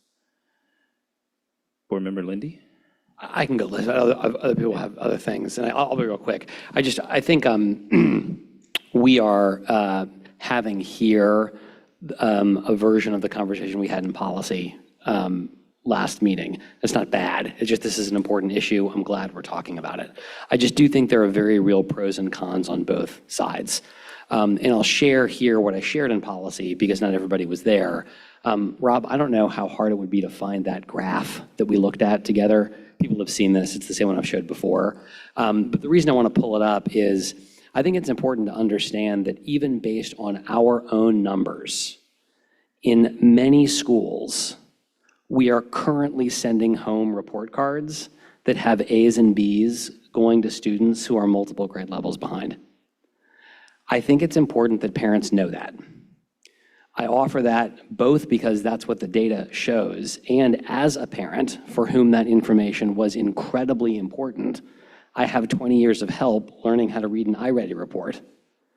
And I had my kid enrolled at a school that was sending home the iReady report, and that doesn't happen at all schools. So the slide here is up here. I won't talk through the whole thing again, but if you just look at schools A and B, these are schools where I think a reasonable parent looking at a report card would take home an inaccurate understanding of how their kids are doing. And I'd like to see us, I'm very glad that the board approved a policy that has us address this as soon as possible. So that's my current position. I shared that in the meeting. I certainly respect my colleagues' ability to come to different conclusions, but I did want to share with the full board what I'd shared in the meeting last time. Thank you. Let's go Board Member Crossit, since you haven't spoken yet. Yeah, I'm much in favor of a pilot. I was actually going to make an assignment tonight for there to be a pilot on this. I think that there's some unintended consequences with this that we don't know about. And I think what's going to be really important, and we discussed this when we passed this policy, that the key to this whole thing is the parent-teacher conference. That's the key to the whole thing. And how this gets talked about between the parent and the teacher is going to be key to the success of this. I think that I'm worried about a kid that's going to get hurt about this. I just think that I like the idea of a pilot. The pilot doesn't necessarily have to delay anything, but I think that there's some value in having a little bit of a group of teachers and parents go through this so that there's some pitfalls we can share with everybody that we can avoid. I don't think we did a very good job of vetting this policy for its effectiveness. I think there's, the chart is dramatic, but I also know that, there's kids who get motivated by an A, and that brings up their achievement. There's a lot of different variables here. So I support Dr. Kareem with the pilot. I just voiced that. We may not have the support of everybody, but I think it's important that get recognized in some form. Maybe that doesn't have to delay the fourth quarter. Maybe there's something we can do now to avoid some pitfalls, but that's just my comments. Thank you. So I'll share a few thoughts because I haven't gone yet, and then I'll go to Board Member Bolton. I want to say, again, this is my frustration with how this board operates. We voted on something. We saw what it said. We had multiple meetings about it. Dan came before us and explained it. We had multiple recommendations here, and then we voted on something, and now we're saying what we voted on less than 3 months ago, we don't want to do the way it was written. If we're going to keep doing this, then we have to slow down on doing these things, or we just have to accept the things that we decided upon.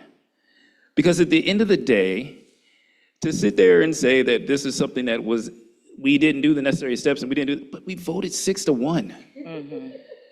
I mean, I don't really understand how we can sit there and say that to people and then expect people to trust the things that we vote on we're going to do. The second thing I will say, the policy is the policy. So if we want to change the policy, go through the necessary steps to change the policy to create a pilot. You cannot create a pilot for the third quarter grades right now. It is not feasible to go to folks and say, at this point in the semester, we are going to create a process that would have something done by the third quarter. Moreover, if we're going to do a pilot for the fourth quarter, my frustration is, what information are we going to gather from that conversation that a parent and a teacher has after the fourth quarter? They're not going to have it before they start the next semester, the next school year. It is the reality that I appreciate and understand the concerns that some have with regards to seeing the iReady scores on the report card.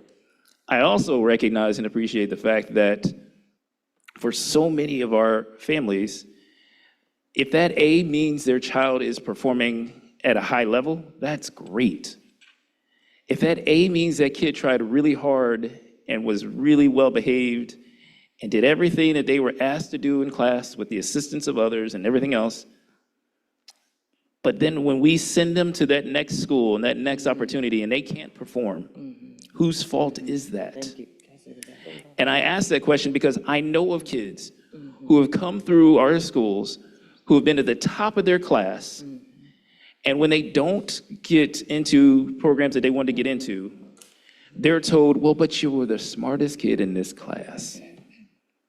I've seen kids show up to college where they have struggles with certain things you were supposed to learn in the 7th and 8th grade, but because folks said they tried really hard, we moved them through. Now, I'm not saying that is every child in that process, and nor am I saying that every school does this. But I think the truth is we voted on a policy based on those understanding and those parameters. And I think if we're now saying we want to change what that policy states, then it should be something that gets proposed, gets motioned, gets voted on, and we see where the board lies. But then we have to live with that vote. And so I will continue to keep saying this because I said it a long time ago and I keep saying it now. We vote on stuff. And if we vote on stuff, we got to live with what our vote said. And if we're not willing to do that, then honestly, why are we voting on these things? I'll go to Board Member Bolton and then Vice President Moffitt. Well, I would have several comments. One of them, I don't understand the alignment issue. As a person that taught for 36 years, I do not understand reading level and alignment with a subject grade on a report card. I don't get it. I think this is hurtful, but I'm not going there. You know how I voted. I'm trying to address how you implement it. If you want this to succeed, doing it now without proper engagement, without getting it kind of ready, the community ready for this, I'm arguing and discussing and advocating about the implementation, not the substantive issue. I lost that case. Got it. I can move on. But doing this, I think the administration failed miserably on this policy. I think the unions failed miserably on this policy. And I think that the policy committee did need to slow it down. And the next to last time before the vote, it was assured that we were going to get more input or what have you. That's water under the bridge. I'm living with it. But implementation with our families, the last part of this school year, introducing something that is this big, I would say needs to be done in a way that is much more organized and thoughtful. And I feel very strongly about it, but you know, I agree with President Craig. We did it. I hate that when we go back and da-da-da-da-da-da-da. But in this, that's why I'm talking about the implementation and how best the policy can move forward. This isn't even the best way for the policy to move forward. This is a scalp on the wall is what it is. And we did it instead of how best to do this huge thing. That's all. Okay, Vice President Moffitt, and then Board Member Matt. So I appreciate your soliloquy, but I need to maybe be very, very clear. I'm for the policy because I see that there is a benefit in parents being engaged. I said this in policy. I see this as being about engagement. It is the teacher is the expert in that classroom. The parent is the expert of that student. And I think this is just another tool to be able to connect parents to the information about their students. So I don't want to have this, my position on this be conflated that I'm not supportive of the policy.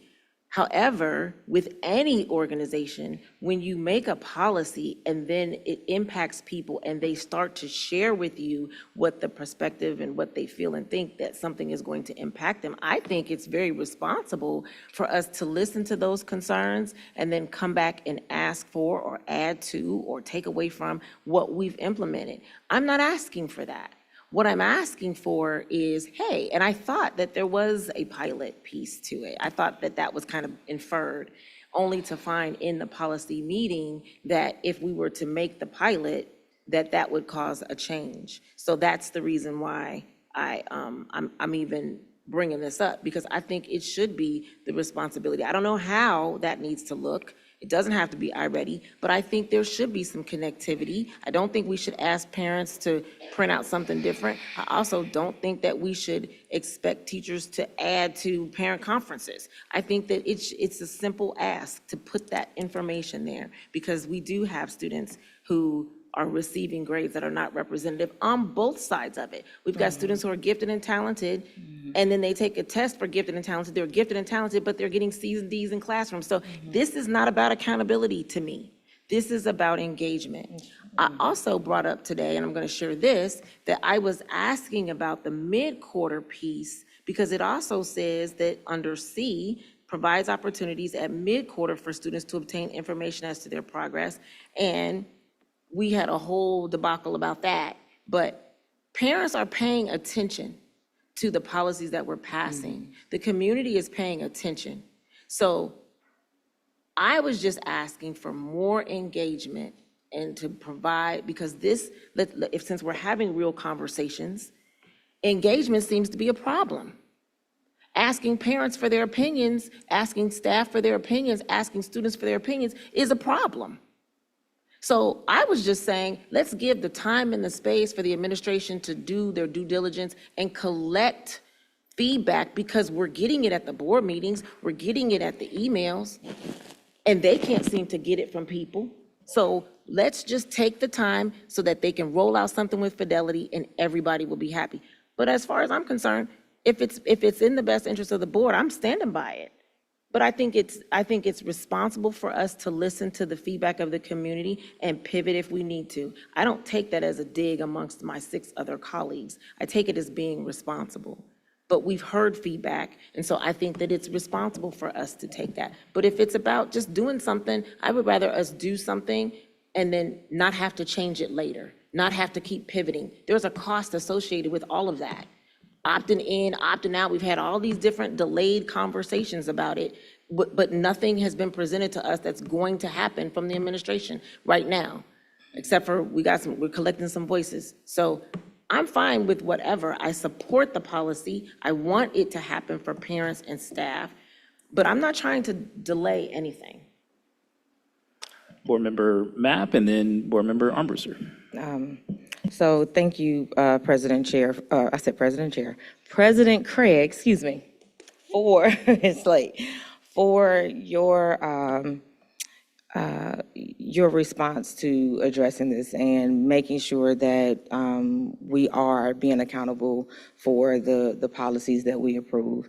And I appreciate my colleagues for saying that this is something that obviously we're all interested in doing and making sure that it is done with fidelity. I think that we all want that, and I think that we all are looking for an opportunity for this to be done, not in a space of opposition, but in collaboration. I've heard that from the parents, I've heard that from the teachers, and I believe I heard that from the administration. So I'm interested, as this was approved in November, for the administration to take the lead on moving forward to roll this out.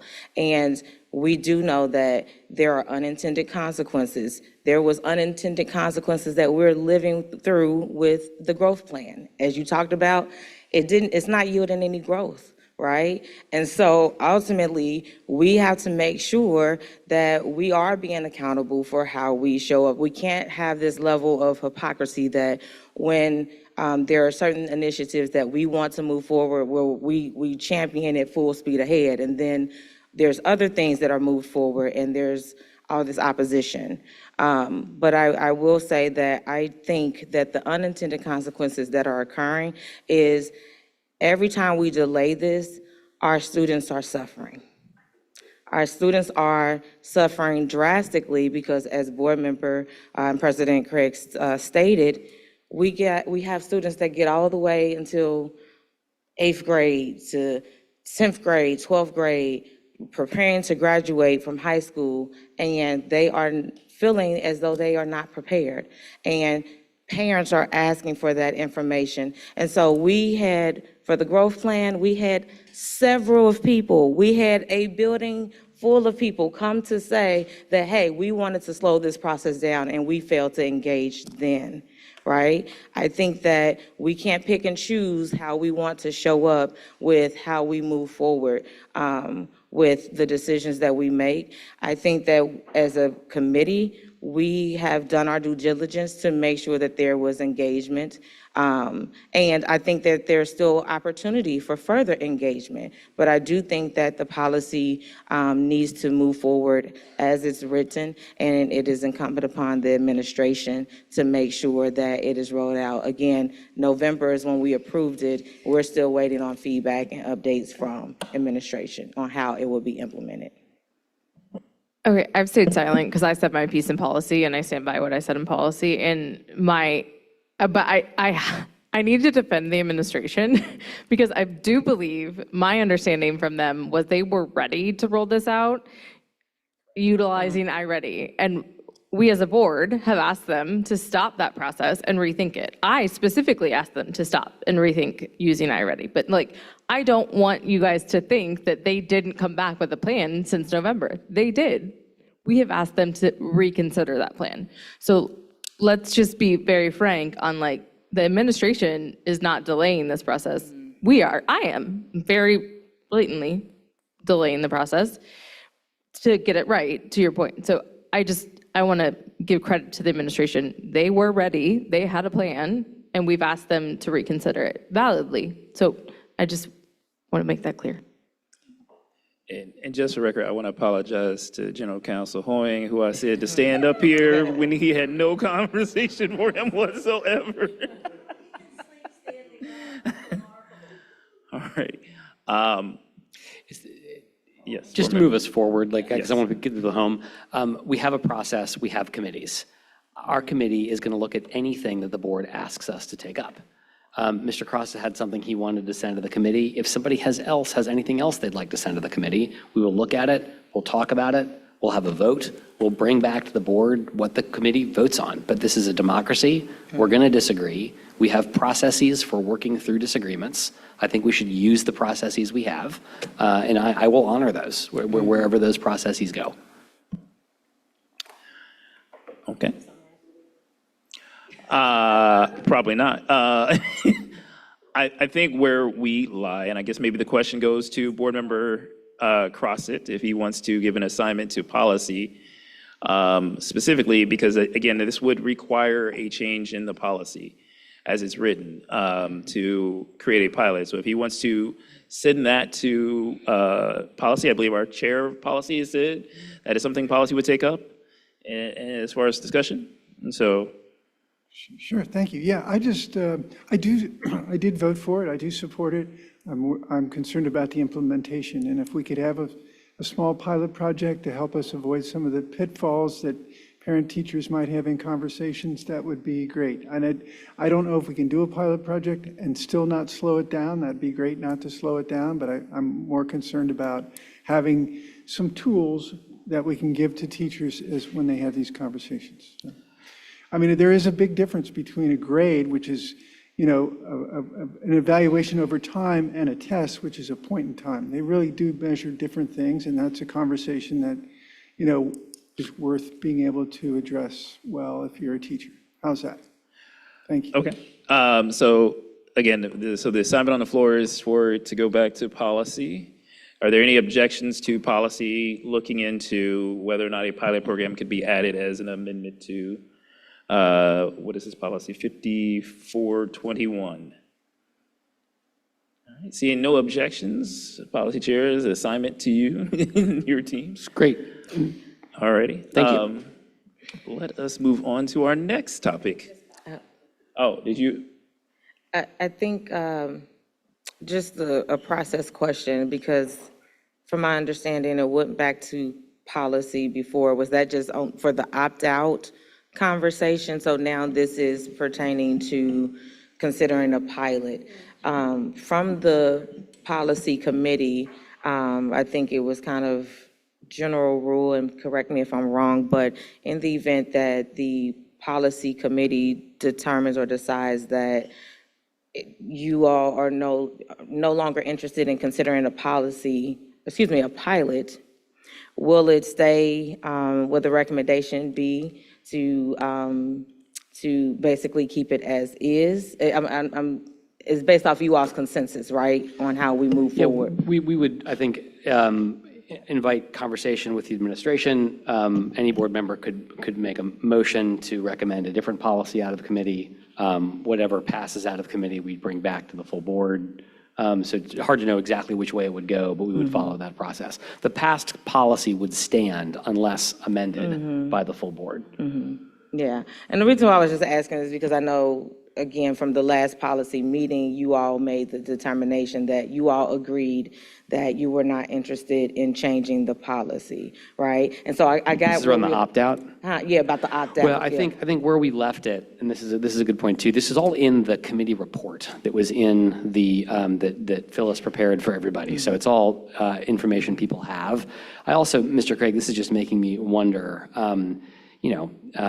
Policy's been a very popular topic this evening, and if we ever want to reinstate a policy committee report as part of an agenda, happy to do that. Also happy not to do that, because I know we're trying to keep the meetings at a reasonable length, but just know that if that's helpful, happy to. I think there is an opportunity at any time if a chair of any committee, and we only have two, well, three, would like to provide communication with regards to something that was discussed through committee and pull their report from consent agenda, you are always welcome to pull a report from consent agenda. That's actually, every board member could pull anything from consent agenda if they so chose.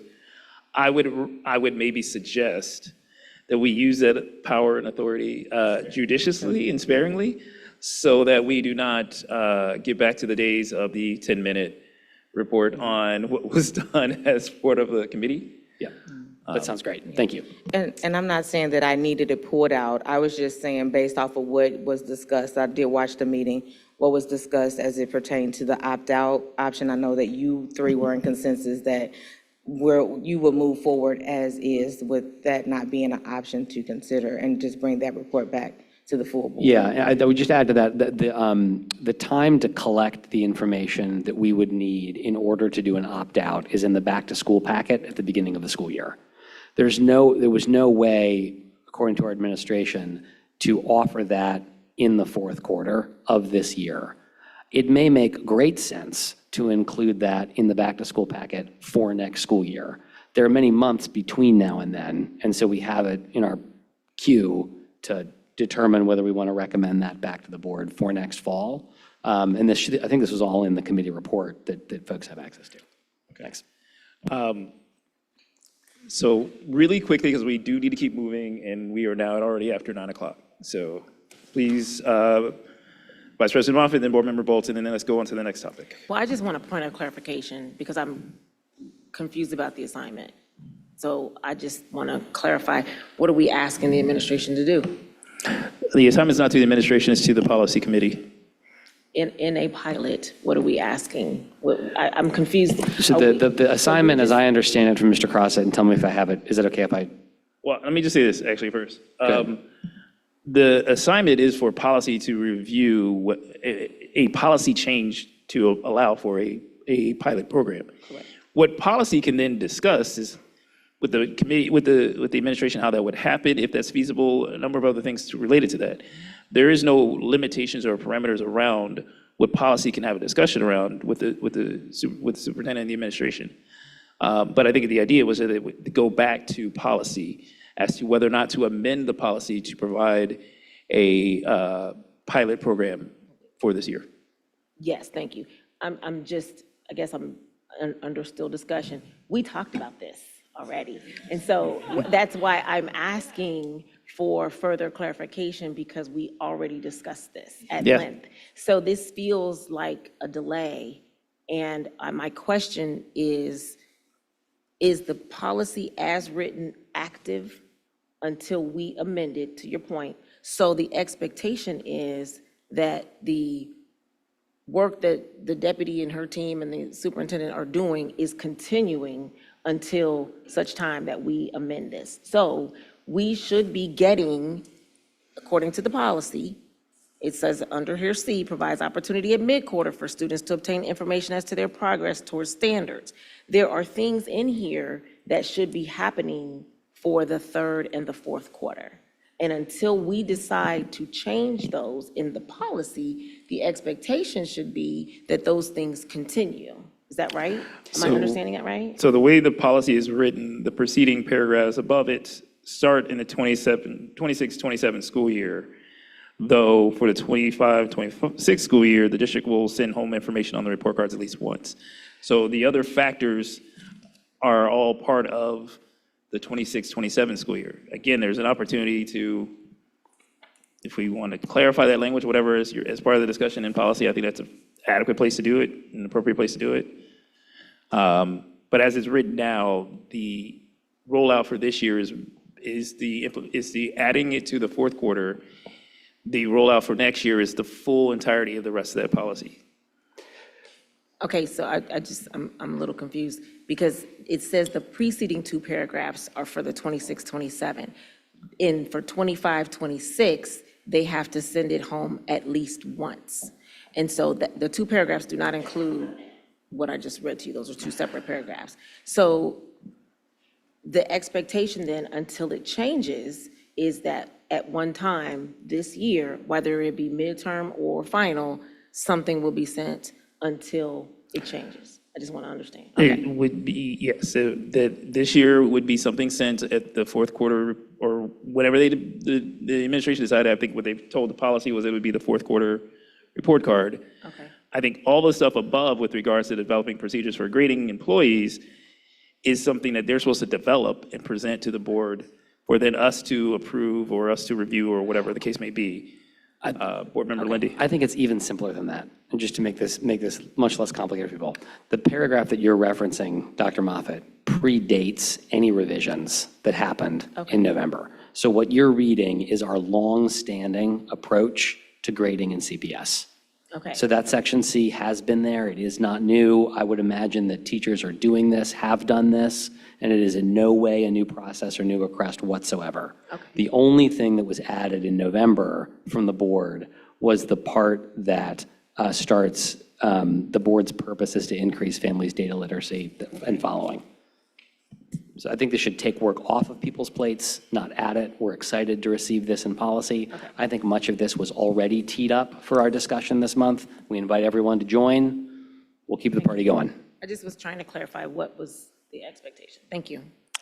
And then, Board Member Bolton, did you have anything else on this? Just the expectation after the policy committee does what it's assigned to do, and that is to review whether or not a pilot is possible. Whether we would want to, what change to the policy, if at all, to include a pilot in a policy, Okay. because there's not one currently in And policy. so policy meets, decides, and makes a recommendation based upon that discussion. And then does that come back to the board? Yeah, we can even probably give you a date. Sorry. Is that? Yeah. So our next meeting, everyone's invited, it's a public meeting, is Friday, auspicious date, Friday the 13th in March. Come join us. Fitting, very fitting. We have a following board meeting that will be the next Monday. It is often hard to turn around a committee report from a Friday to a Monday meeting. I think we could probably give a verbal update in the meeting on the 16th, but you probably would not have a committee report in any recommended language until the following board meeting. But we could certainly update everybody on the 16th. And it is specifically, as Mr. Craig just mentioned, what you're doing, and then you'll bring back your view and your recommendation, and then the board can move Board can- or not move. Yeah, Gotcha. anyone on the Okay, board, just- even on the floor can make a motion. I think it's good for us to go through regular order Sure. to No, do so. I'm cool. All right, the next topic under board matters goes back to Board Member Bolton.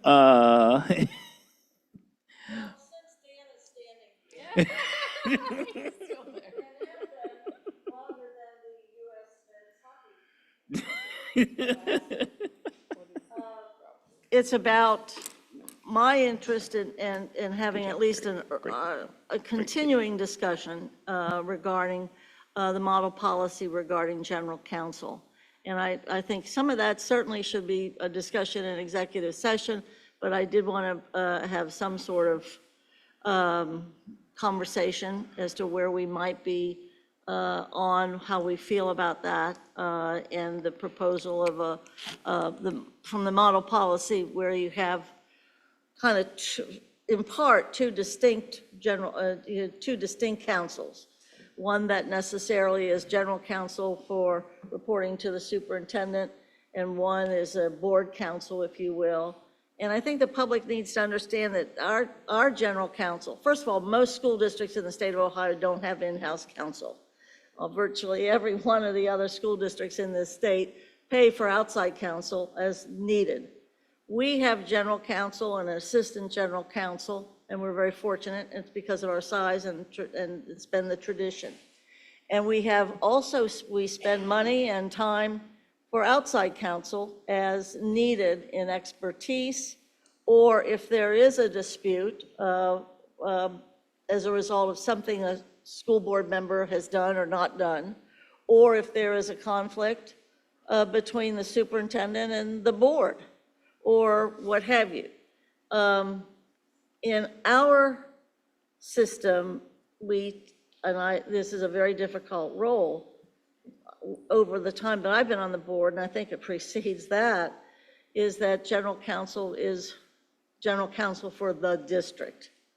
And so it does kind of require sometimes a dual report, but in our case, that dual report has not carried with it a dual evaluation, but instead a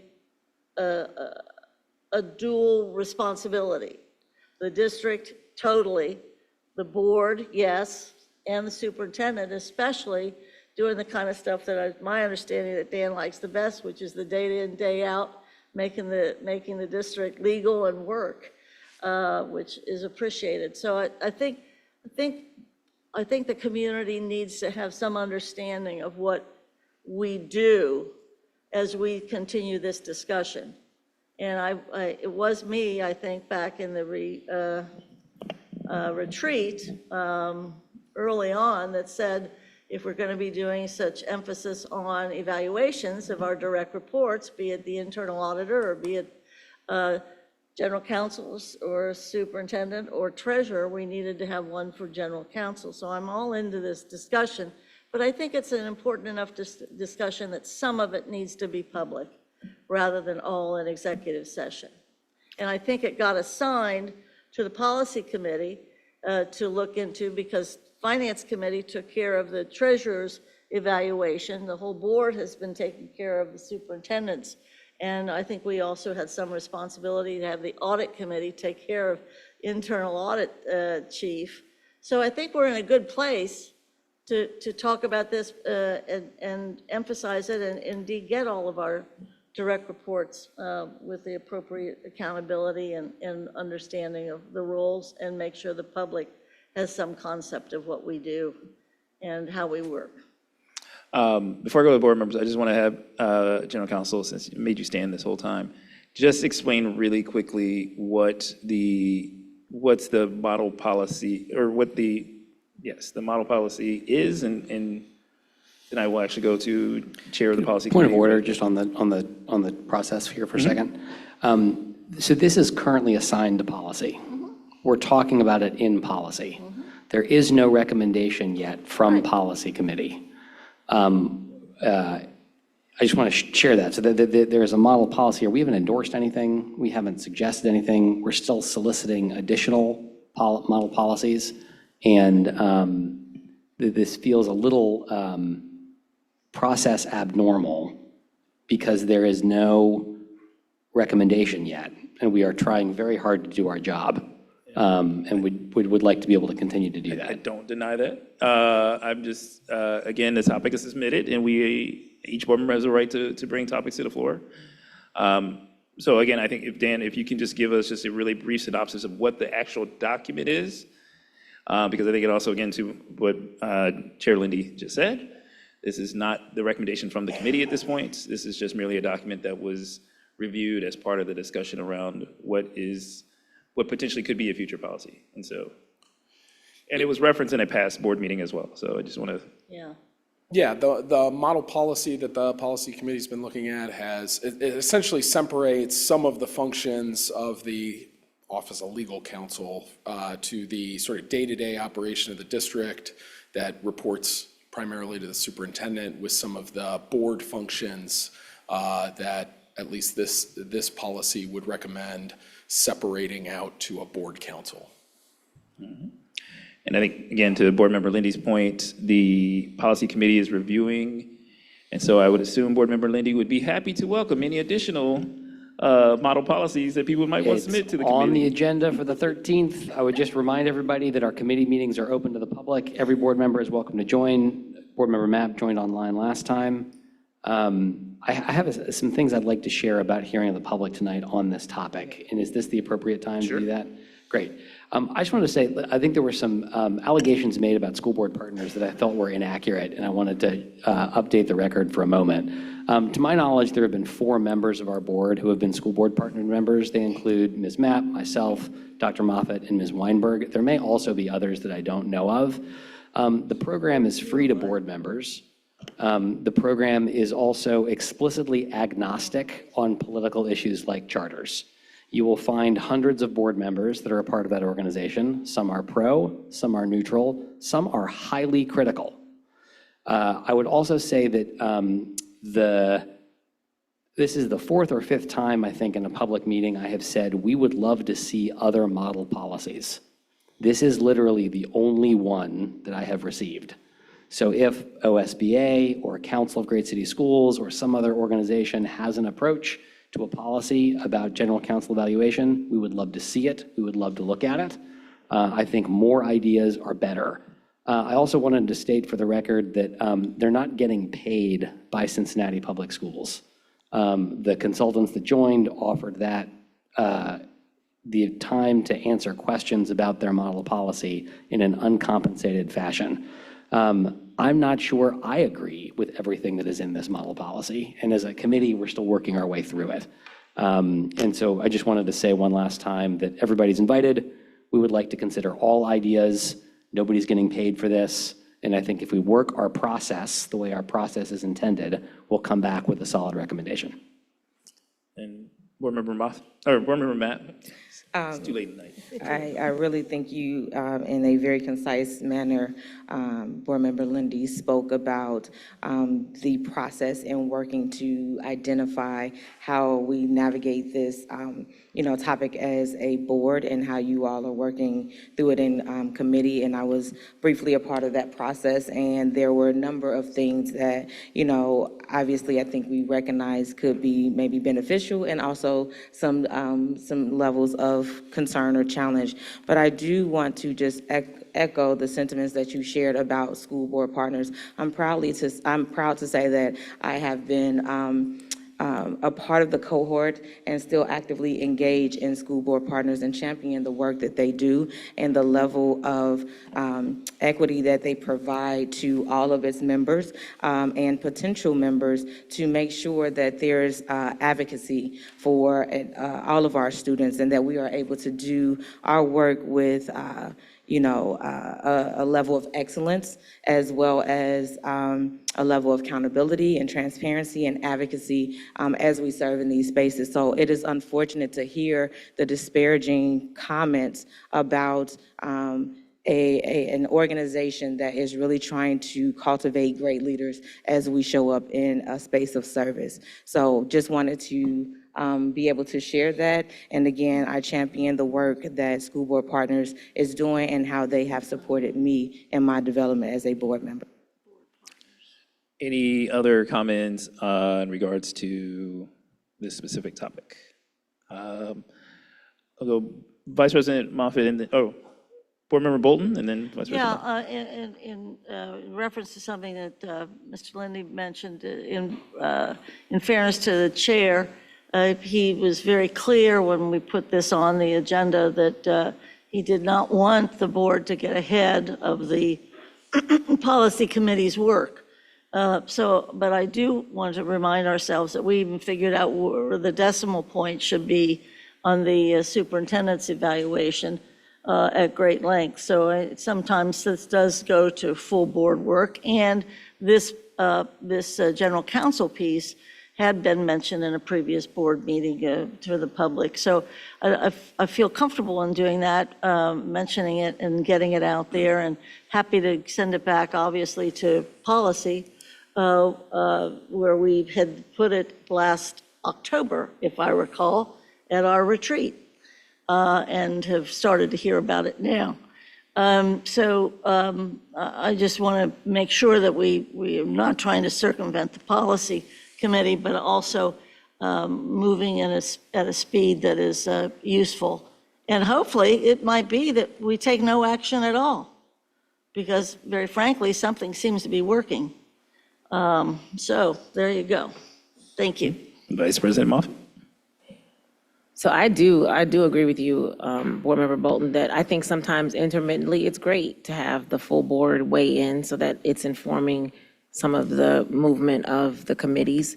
And so I don't see anything wrong with it being here.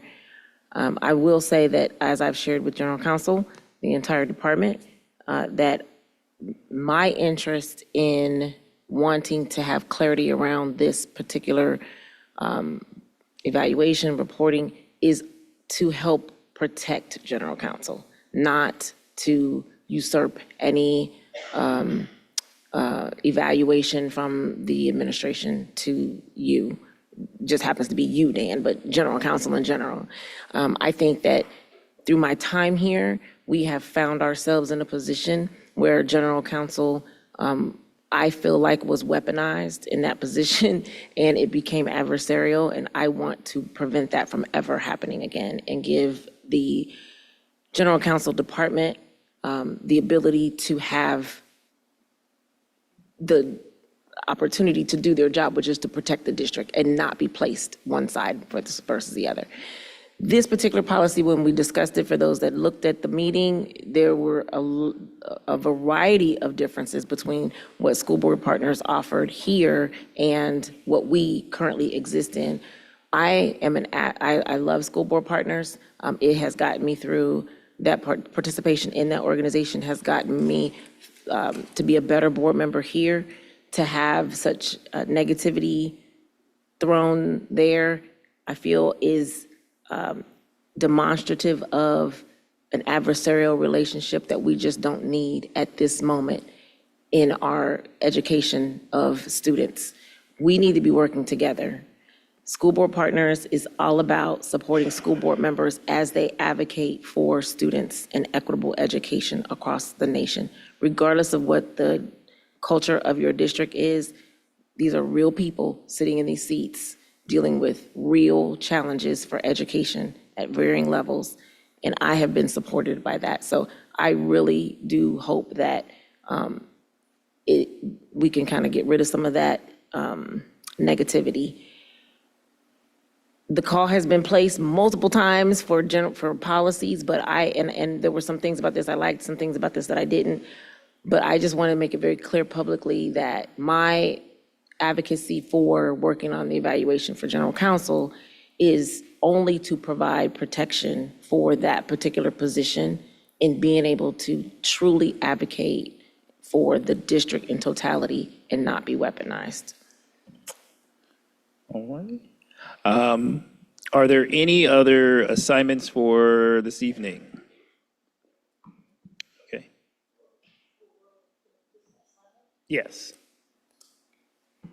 I have one in particular for the administration to review legally and also from a physical plant perspective, the availability and possible use of the College Hill Library that is adjacent to Pleasant Hill Academy. As in several more months, that library on our property will be vacated. And I believe we need to have general counsel tell us what that may mean for our usage. And the community is quite interested in it. It's been a major topic at the College Hill Forum, and I think we need to be ahead of it. Thank you. All right. Can I ask a question about that? Yes. Who owns that library? We do? We do. Okay, so that building is ours. We could rent that out? Oh, okay. So it's ours. We also own the land that the Clifton Recreation Center is on. Okay. All right. So no objections to that assignment? Seeing none, Board Member Lindy. Thank you. I have two inquiries that I hope will be very short. Is this the appropriate place for an inquiry? Great.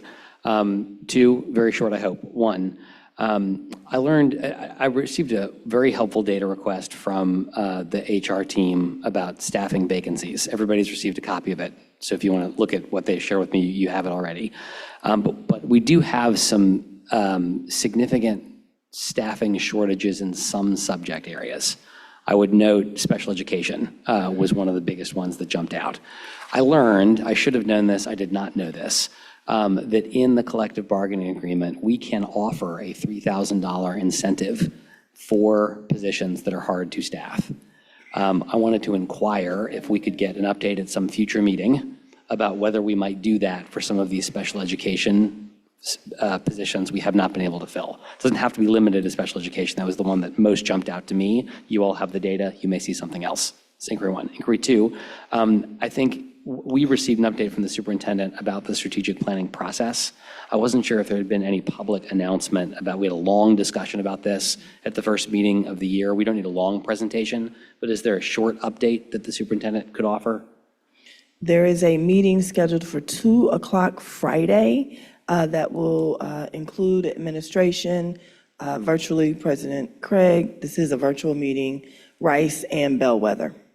And so there have been, the philanthropy in Cincinnati, Greater Cincinnati Foundation, others are helping to fund both the Rice firm that we talked about and also this national firm Bellwether. Yes. And that's happening on Friday. That's correct. And they're donating those services to I tried to be Cincinnati quick. Public Schools, I think is the language. Great, thank you. The goal is that we would bring a more formal update at our next meeting, and then I would allow time also for the board to make any suggestions and ideas with regards to the process, but we would want to have a first conversation with them so we can actually get to meet them for real. I have just two quick assignments. One is one that we already kind of talked about, but I just want us to develop some type of process or tool to give input with regards to the calendar for the fiscal year 29, I believe it is, so 28, 29 school year calendar, that could be done prior to the start of the next school year. And that way we can get some feedback from folks. Yes. I have, I requested the FMX reports of building usage by building rental. I am very concerned about equitable access to our buildings. So I would like to get some reporting on that. And then also a report on the status of the Rawson House improvements to date. All righty. And then Ross House. Yep. And then just one other for me is the creation of some form of a enrollment growth or recruitment team or something to that effect. I know there's some work already being done, but I think maybe giving us some type of update on either a plan or us putting together some type of committee that's more of an administrative committee, again, to really talk through that idea of how we expand opportunities to recruit earlier in the process. Board Member Mapp, did you have assignment? Yes, just to Treasurer Guston, and we've kind of talked about this, but as the reporting continues, just to find ways to continue to refine like what those inputs are or those descriptions are in the treasurer's report so that we know clearly what we are, I guess, supporting or voting on, if that's possible. I don't know if that's something that can be communicated out to the different teams as well. And then for Board Member Lindy, for the policy committee, as we talked about, the school of choice policy and how that pertains to our two Montessori high schools for Gamble as well as Clark. All righty. We are now at the point of the agenda for our consent agenda. It's been distributed. Do anyone have any exceptions? Yes, yes, indeed. So I would like to make some extensions to the treasurer's report. Page 6, line item 1, 2, and 3. Page 10, line item number 2. Page 11, line item number 3. And then just to make it easy, Treasurer Guston, I am going to abstain from the resource coordinators, that whole attachment. And that's it. All right. Seeing no one else with any exception or? Can I just wanted to briefly just mention, thank you, Ms. Matt, for reminding me, this treasurer's report is a record for length and 73 pages, but it also includes all of the resource coordinator donations. So I want to take a minute to thank the Assistant Superintendent Badgett and his team for compiling all this, but it is quite impressive to see all of the in-kind donation value that resource coordinators have brought into our district. I think I did a quick math. I think it's about $1.7 million in this treasurer's report.